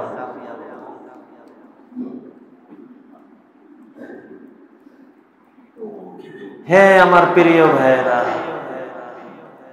আল্লাহর প্রিয় মানুষ যারা আল্লাহকে চিনছে আর নিজেকে আল্লাহর হাতে অর্পণ করে দিছে, তাদের জীবনে কোনো টেনশন নাই। কারণ টেনশন অত্যন্ত দামি কথা, দিলের মধ্যে খোদাই করে রাখার মতন কথা। টেনশন তাকে ধরে যে জীবন নিজের হাতে ধরে রাখে, আর যে জীবন আল্লাহর হাতে ছেড়ে দেয় তার জীবনে কোনো টেনশন স্পর্শ করে। জিন্দা কুনি আতায়েতু, মুর্দা কুনি ফিদায়েতু, দিলশুদা মুবতালায়েতু, হরজ কুনি রেজায়েতু। পড়াশোনা পারে না, চেষ্টা নিয়ম মেনে ধরে রাখে সারা জীবন, দোয়া করতে থাকে, চোখের পানিও ঝরাইতে থাকে। শেষ পর্যন্ত যদি আল্লাহ তাকে আলিম বানান, আলহামদুলিল্লাহ। সে যদি সফল নাও হয়, সবরের সাথে। আর যদি এক ধাপ সামনে বাড়তে পারে, যখন চেষ্টা পুরা করে, দোয়াও পুরা করে, সন্তান লাইনে আসলো না,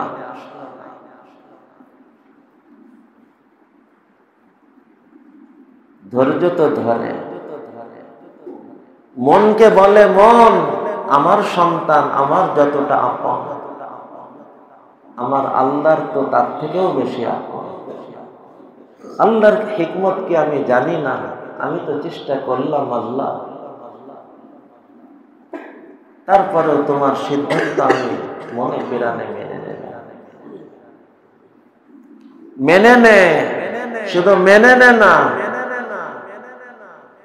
বরং মন থেকে খুশিও থাকে। খুশি থাকে মানে কষ্টের মধ্যে খুশি। এই কষ্টের মধ্যে খুশি তো আগে অনেকবার উদাহরণ দিছে। ডাক্তার ইনজেকশন দেয়, কষ্ট হয়, উফ উফ করে, চোখে পানিও আসে, কিন্তু তখনও মনের মধ্যে প্রশান্তি। সুস্থতার জন্য ইনজেকশন। তো আমার আখিরাতের জীবন সুস্থ করার জন্য আল্লাহ বিপদ নামক ইনজেকশন দিচ্ছেন। সন্তানের ভিতর দিয়ে ইনজেকশন হইতেছে, অমুকের ভিতর দিয়ে তমুকের ভিতর দিয়ে ইনজেকশন হইতেছে। রেজা বিল কাজা আল্লাহর কাছে এতটা প্রিয় হবে, দুনিয়ায় তো তার দিলে কোনো অশান্তি থাকবে না তাফওয়িজের কারণে, আর আখিরাতে আল্লাহ এই মানুষটাকে জান্নাত উদ্বোধন করা মেহমান হিসেবে কবুল করবে। আউয়ালু মান ইউদা ইলাল জান্নাতি ইয়াওমাল কিয়ামাহ আল্লাযীনা ইয়াহমাদুনাল্লাহ ফিস সাররাই ওয়াদ দাররা। হে আমার প্রিয় ভাইরা, তো আমার করণীয় এই তিনটা। চেষ্টাকে নিয়ম মেনে ধরে রাখা, দোয়াকে নিয়ম মেনে ধরে রাখা। নিয়ম মেনে মানে আস্থার সাথে, নিয়ম মেনে মানে এককেন্দ্রিক হয়ে ধরে রাখা, নিয়মিত করা। 3 নম্বর, এবার আল্লাহ যা করবেন ওটাই আমার জন্য বেটার, আমার বুঝে আসলেও না আসলেও। তখন যে সে বলবে, সান্ত্বনা নিবে। আল্লাহ সান্ত্বনার জন্য উদাহরণ রেখে দিচ্ছেন, চারিদিকে উদাহরণ। তুমি বাবা নয় পারিশান, দেখো সাইয়্যিদনা হযরত ইব্রাহিম খলিলুল্লাহ, তার থেকে ভালো চেষ্টা তুমি কি করতে পারবে? তার থেকে ভালো দোয়া কি তুমি করতে পারবে? কিন্তু তার বাবা কাফের। সবথেকে বড় অন্যায়ের দোয়া। সন্তান নিয়ে পারিশান। দেখো তোমাদের নবীর পরে সমস্ত নবী, কিরে বারবার হেঁটেছে, তোমাদের নবীর পরে সমস্ত নবীদের মধ্যে সর্বসেরা নবী সাইয়্যিদুনা হযরতে নূহ আলাইহিস সালাম, তার সন্তান। এমন বড় নবী, আমাদের নবীর পরে সবথেকে বড় নবী, কিন্তু তার সন্তান মুসলমান পর্যন্ত হইল না, কাফের। নবী শোনাইতেছেন তুফান আসতেছে, বাঁচার কোনো জায়গা থাকবে না, ওঠো। বলতেছে ওই বড় পাহাড়ের চূড়ায় উঠবো, আবার আপনার জাহাজ ওঠা লাগবে। আরে স্ত্রী নিয়ে পারিশান, তুমি কত আদর্শবান স্বামী হতে পারবে বলো? সাইয়্যিদুনা হযরতে ইব্রাহিম আলাইহিস সালাতু ওয়াস সালামের ভাতিজা বড় নবী, কোরআনের মধ্যে আসা তার নাম হযরতে লূত আলাইহিস সালাতু ওয়াস সালাম। তার ঘরের স্ত্রী, তার সারা জীবনের সঙ্গিনী, ঈমান পর্যন্ত মানে না। এমন স্বামী, জীবন সঙ্গী স্ত্রী, তার ঈমানও আনে নাই। কিন্তু চেষ্টাকে পুরা না করে, দোয়াকে নিয়ম মেনে নিয়মিত না করে যদি তুমি বলো আমার কি করা, নবীর বাপও তো খারাপ ছিল, নবীর সন্তানও তো খারাপ ছিল, নবীর স্ত্রী তো খারাপ ছিল, এটা তোমার বাহানা বানায় না। চেষ্টাকে পুরা করো, দোয়াকে পুরা করো। এরপরে সান্ত্বনা হলো নবীর স্ত্রীও তেমন ছিল, নবীর সন্তানও তো এমন ছিল, নবীর পিতাও তো এমন ছিল। আল্লাহর হিকমত কি আমি জানি না? আরে আর্থিক অভাব অনটন, পারিশান তুমি, হাত পা গুটায় বসে থেকো না, বরং চেষ্টা করো হালাল ভাবে কোনো আয় গ্রহণ করার জন্য। এরপরে যদি না পাও, 1 নম্বর চেষ্টাকে ধরে রাখো কোনো কামাইয়ের জন্য, 2 নম্বর দোয়াকেও ধরে রেখো। এরপরেও যদি কোনো ব্যবস্থা না হয়, না খেয়ে থেকো। তখন বলল আরে সাইয়্যিদুনা হযরতে ঈসা আলাইহিস সালাতু ওয়াস সালাম কত দারিদ্রতার মধ্যে তার জীবন পার হয়েছে। আমাদের নবীজি সাল্লাল্লাহু আলাইহি ওয়াসাল্লাম তার জীবনের কত সময় না দারিদ্রতার মধ্যে পার হয়েছে। কিন্তু এই কথা বলে তুমি অলস হয়ে যেও না, অলস হও না, অলস হও না। এটাকে বাহানা বানায় না। বোঝার জন্য চমৎকার একটা ঘটনা মনে পড়ল হঠাৎ। শেখুল ইসলাম হযরত মাওলানা তাকি উসমানী সাহেব দামাত বারাকাতুহুম ঘটনা লিখছেন। ওনার আপন ভাইয়ের একটা লাইব্রেরি ছিল, কিতাবের লাইব্রেরি। স্বাভাবিক সমাজে দুনিয়ার সব প্রয়োজন পূরণ হওয়ার পরে শেষ যায় হইতেছে দিনই কোনো কিতাব কিনতে। এটা মানুষের স্বাভাবিক স্বভাব। দিনই কিতাব মানুষকে আগে কেনে না সব প্রয়োজন পূরণের পরে যায় কেনে, এই স্বাভাবিক।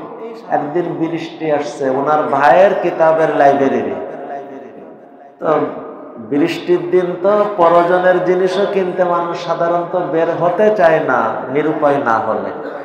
সেখানে ওই ধর্মীয় কিতাব বৃষ্টির দিন কিনা কিনতে আসবে।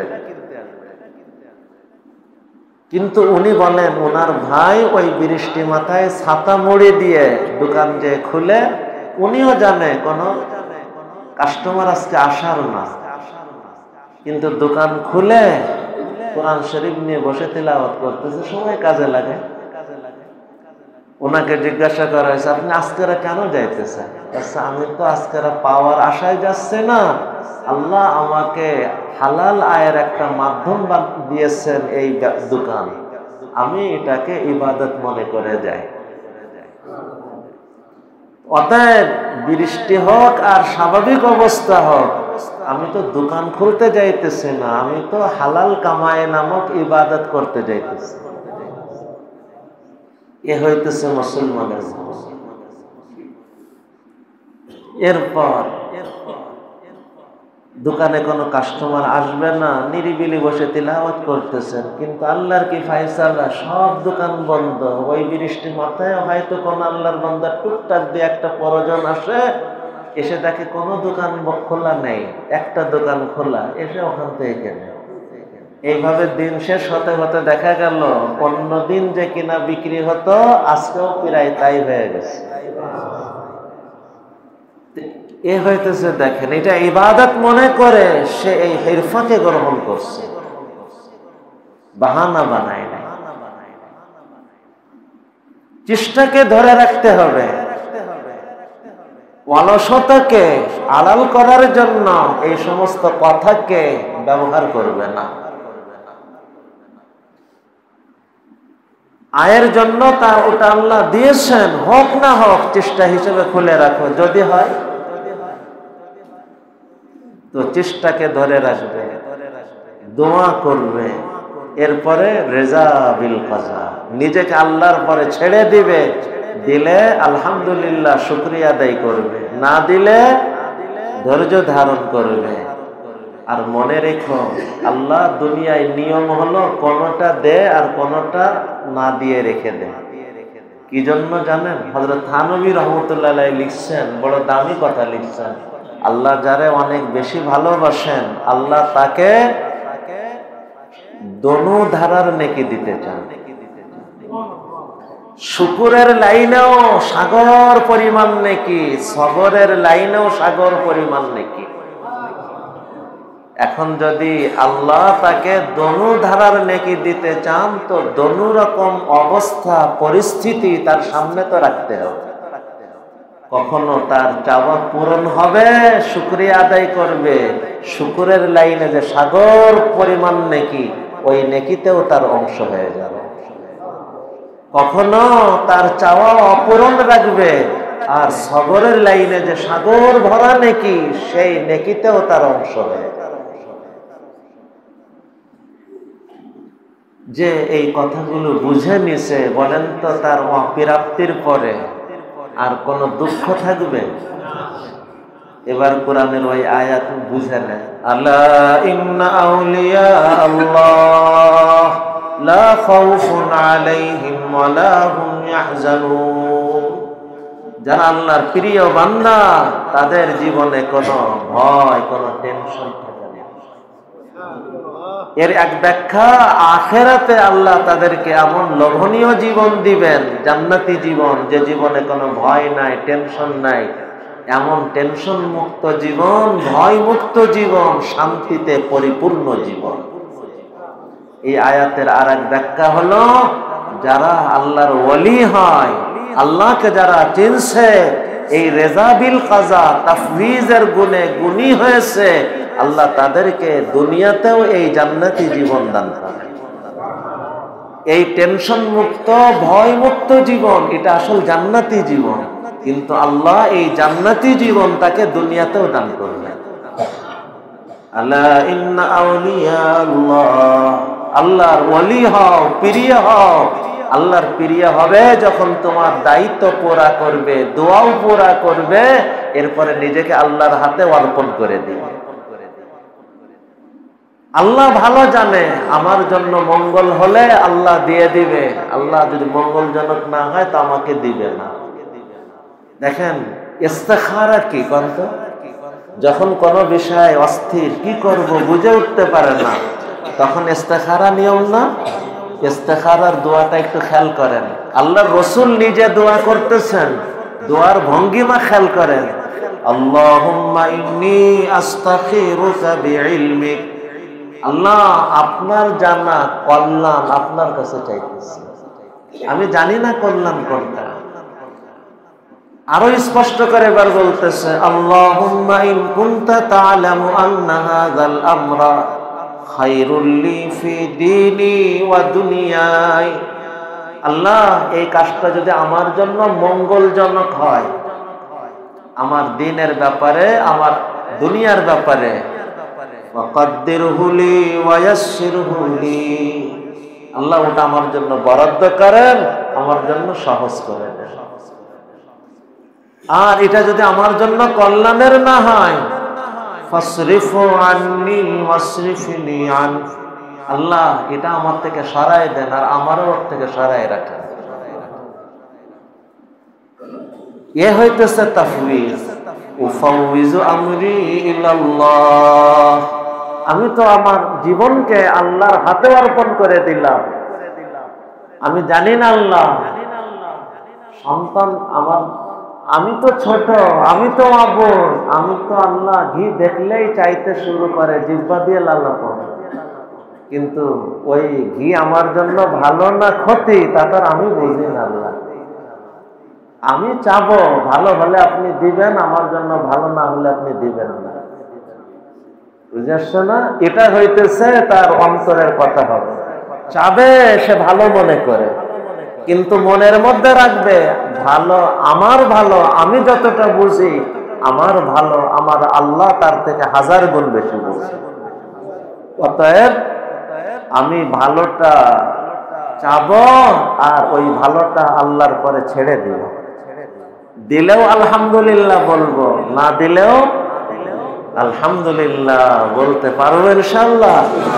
যদি বলতে পারি জবানেও দিলেও জান্নাত উদ্বোধন হওয়া মেহমান হয়ে যাবে। এমন লোভনীয় জীবন আল্লাহ দান করবেন, জান্নাত উদ্বোধন হওয়া মেহমান হয়ে যাবে। তো মুসলমানের মৌলিক করণীয় বুঝে আসছে?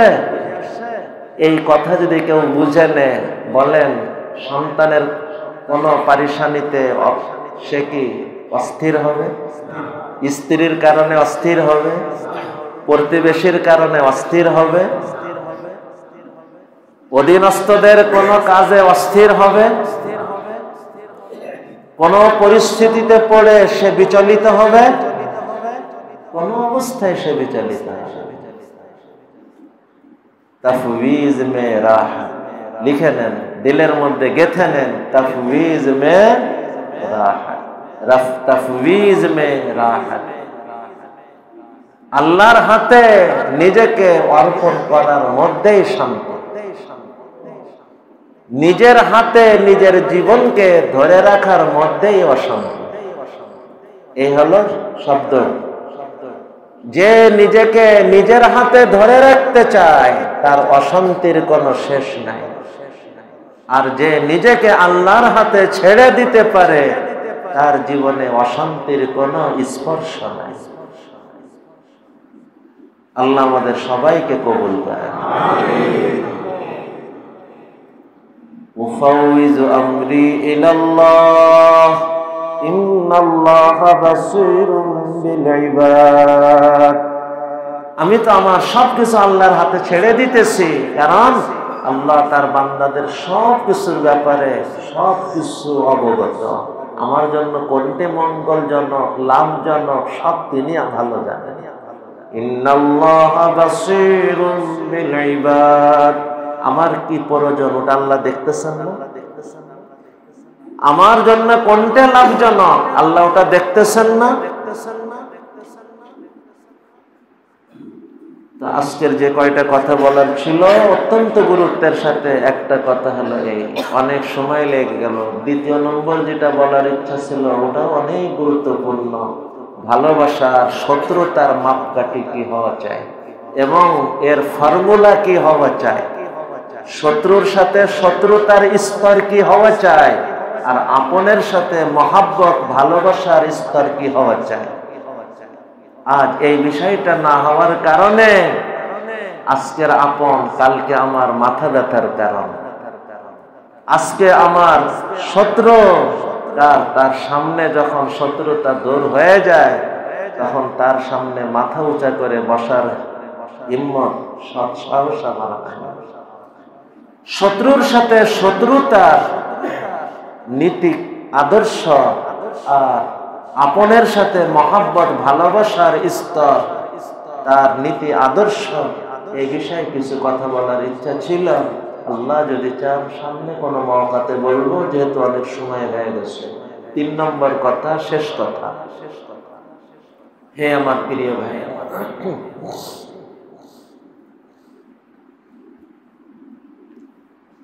নবীজি সাল্লাল্লাহু আলাইহি ওয়াসাল্লাম বলেন, গোটা মুসলিম জাতি এক শরীরের মতো, এক দেহের মতো। এক দেহের এক অঙ্গে কোনো অসুবিধা হয় তো অন্য অঙ্গ তার কষ্ট অনুভব করে। এখানে আঘাত লাগে, চোখ দিয়ে পানি বের হয়।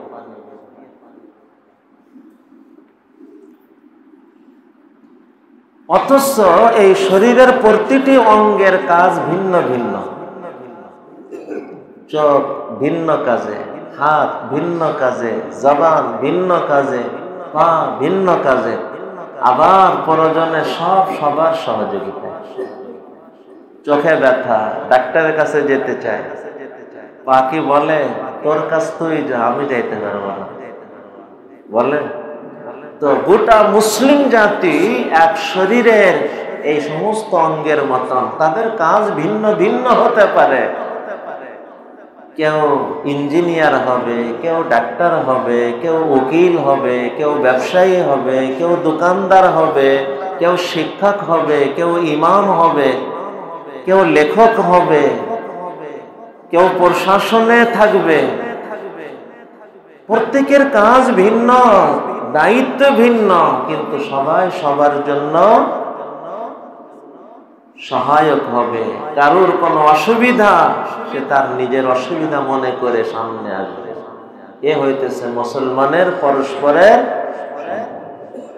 হে আমার প্রিয় ভাই, আমি যেহেতু সময় বেশ হয়ে গিয়েছে, কথাকে লম্বা না করে কোনো লম্বা ভূমিকা ছাড়া আমি আজ একটা বিশেষ কথা আরজ করতে চাই, যে কথাটা গত মাসেও আমি বলেছিলাম।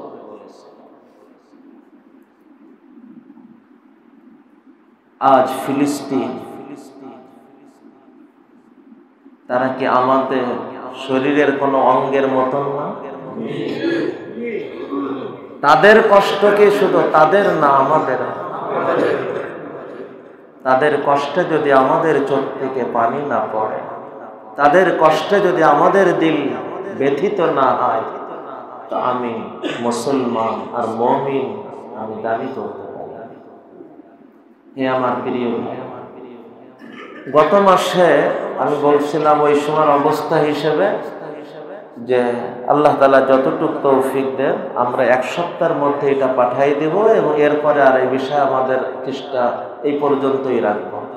কিন্তু পরে আমাদের সিদ্ধান্ত হয়েছে যতদিন এই পরিস্থিতি চলবে ততদিন আমাদের করণীয় আমাদের অব্যাহত থাকবে।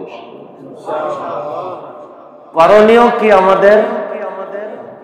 যার পারকতায় যত লাইনে যত করণীয়, সব করণীয়কে পুরা করাই করণীয়।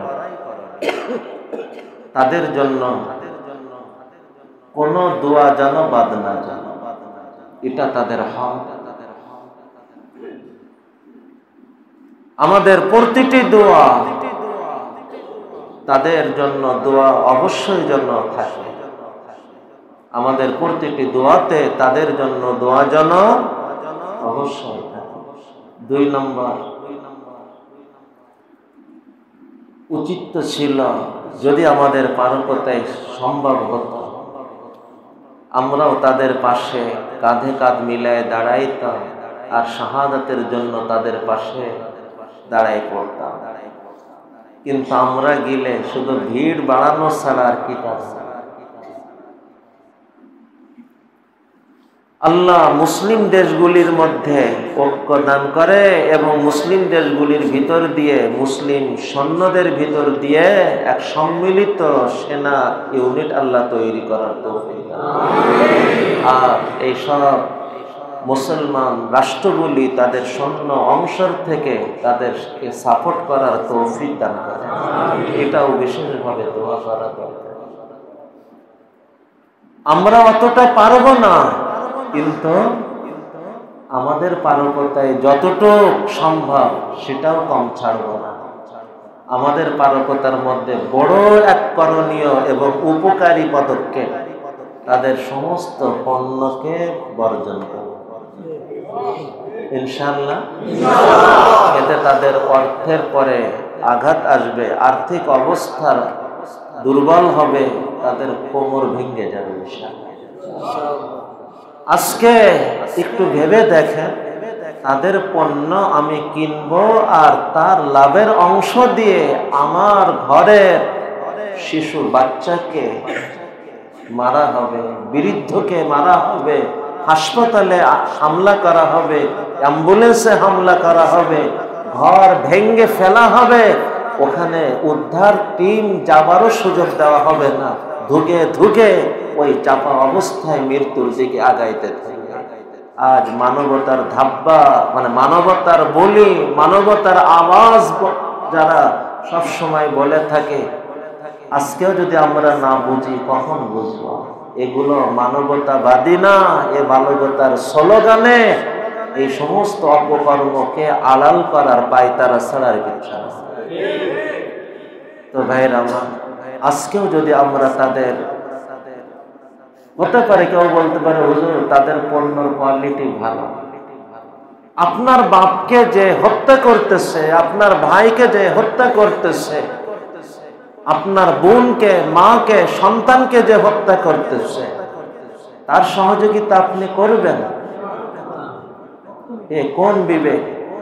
এজন্য ভাইরা আমার, আমাদের মন্দ পণ্য গ্রহণ করব, দরকার হয় কষ্ট করে ওই লাইনের বিকল্প যদি নাও পাই, না খেয়ে থাকবো, না গ্রহণ করে থাকবো, তারপরেও ইসরায়েল আর ইসরায়েলের উলঙ্গ সমর্থন যে মার্কিন সহ যুক্তরাষ্ট্র, ফ্রান্স ইত্যাদি করতেছে, এদের সমস্ত পণ্যকে বর্জন করে চলার চেষ্টা করব ইনশাআল্লাহ। এটা আমাদের নৈতিক দায়িত্ব, ঈমানের দায়িত্ব, মানবতার দায়িত্ব, বিবেকের দায়িত্ব। আর 3 নম্বর, আমার দৃষ্টিতে আজকে ফিলিস্তিনের এই মুক্তিকামী সংগঠন হামাসের সহযোগিতা আমার দৃষ্টিতে আজকের পৃথিবীতে সবথেকে উত্তম দান। এর থেকে উত্তম দানের কোনো স্থান আমার জানা নাই। কারণ এটা একদিকে এতিমের সহযোগিতা, বিধবার সহযোগিতা, মুসিবতগ্রস্ত মানুষের সহযোগিতা, মুজাহিদিনদের সহযোগিতা, এই সহযোগিতা পুরা শরীরকে কান বানান। মসজিদে হারাম, মসজিদে নববীর পরে পৃথিবীর সব থেকে পবিত্র মসজিদ মসজিদে আকসাকে নিরাপদ করার সহযোগিতা। এ সহযোগিতা আরব বিশ্বকে হেফাজত করার সহযোগিতা আজ আরব বিশ্ব এখনো বুঝতে পারে না। আল্লাহ বুঝার তৌফিক দান। যদি ইসরায়েল এখানে জয় হয় তো শুধু ফিলিস্তিন হাতছাড়া হবে না, এর পরবর্তীতে আরো অনেক কিছু হাতছাড়া হবে।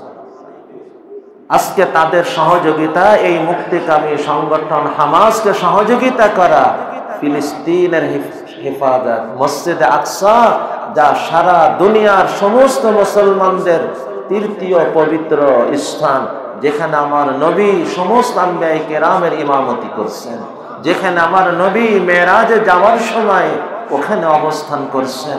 সারা পৃথিবীর মসজিদে হারাম, মসজিদে নববীর পরে সবথেকে পবিত্র স্থান ওই মসজিদে আকসার হেফাজতের সহযোগিতা।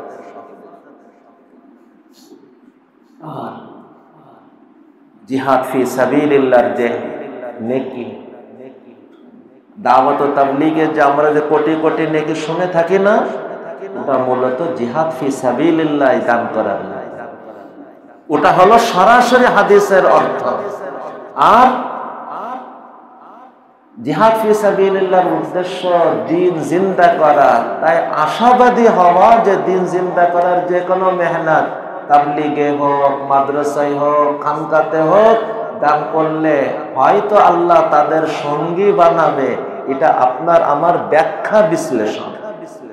কিন্তু সরাসরি হাদিসের বক্তব্য হলো এই জিহাদ ফি সাবিলিল্লাহ।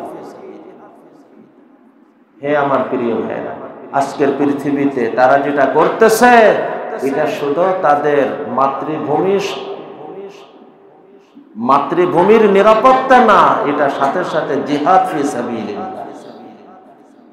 তো এক মাজলুমের সহযোগিতা, এতিম, বিধবা, অসহায়ের সহযোগিতা, এখানের সহযোগিতা মসজিদে আকসাকে হেফাজত করার সহযোগিতা, এখানকার সহযোগিতা মুসলিম বিশ্বকে হেফাজত করার সহযোগিতা, এখানকার সহযোগিতা জিহাদ ফি সাবিলিল্লাহর সহযোগিতা। আমার ক্ষুদ্র দৃষ্টিতে আজকের পৃথিবীতে এর থেকে উত্তম কোন জায়গা আমার জানা নাই। বাকি সজাগ থাকা, সহযোগিতা আবেগে করতে যে এমন জায়গায় না দিই যেটা গন্তব্যে না পৌঁছে। আলহামদুলিল্লাহ, পিছনেও আমরা আলহামদুলিল্লাহ সুম্মা আলহামদুলিল্লাহ আমরা জায়গা পর্যন্ত পৌঁছাইছি, এবং যতদিন এটা চলবে আমাদের খেদমতে খালকের এ ধারা চলবে। আমরা এটা বাইরে কোথাও কালেকশন করি না। আমাদের বলার স্থান সর্বপ্রথম আমি নিজে, আমার পরিবার, আমার উস্তাদ, আমার ছাত্র, আর আমার এই দ্বীনি মেহনতের জানেসার সাথী। বাস এই সাথীদের মধ্যে যতটুকু যা হয় এটা নিয়ে আমাদের অব্যাহত এ ধারা চলতে থাকবে। আর খুব দোয়া করতে থাকা, সবসময় দোয়ার মধ্যে স্মরণ রাখা, আল্লাহ এই মুক্তিকামী এই হামাসকে আল্লাহ বিজয় দান করেন। আল্লাহ পৃথিবীর মানচিত্র থেকে ইসরায়েলের অস্তিত্বকে আল্লাহ মিটায় দেন। আর মৃত্যুর আগে একবারের জন্য হলেও আমাদেরকে মসজিদে আকসাতে নামাজ পড়ার তৌফিক দান করেন। পারবো ইনশাআল্লাহ? আল্লাহ তাআলা কবুল করেন। তো এখন দোয়া হবে। দোয়ার আগে উপস্থিত এখনো যতদিন এই হালাত চলবে আমাদের খেদমতে খালকে সমস্ত আদায় ফিলিস্তিনের এই মুজাহিদিনদের জন্য, হামাসের এই সাথীদের জন্যই থাকবে। আর এই সময় আমি চেষ্টা করব, যদিও আপনাদের একটু কষ্ট হবে, আমি সরাসরি নিতে আমার মন চাবে। এখনো দিবেন, পরেও দিবেন, যখন সুযোগ হয় তখন দিবেন। আল্লাহ তাআলা আমাদেরকে কবুল করেন। যে যতটুকু পারেন আমার হাতে দিয়ে দেন। জাকাত দেওয়া যাবে কিনা? কেউ যদি জাকাত দিতে চায় তো সেটা জানাই দিবে আলাদাভাবে, ইনশাআল্লাহ সেটাও সেইভাবে পৌঁছানো হবে ইনশাআল্লাহ। আল্লাহ কবুল করে, আল্লাহ কবুল করে। আলহামদুলিল্লাহ আমাদের সাথীরা অনেক আন্তরিকভাবে শরীক হইতেছে, এবং যতদিন থাকবে ছাত্ররাও শরীক হও, শিক্ষকরাও, সবাই সব সময়ের জন্য। আল্লাহ কবুল করে, আল্লাহ কবুল করে, আল্লাহ কবুল করেন। জি আল্লাহ কবুল করেন, আল্লাহ কবুল করেন, আল্লাহ কবুল করেন, আল্লাহ কবুল করেন, আল্লাহ কবুল করেন, আল্লাহ কবুল করেন।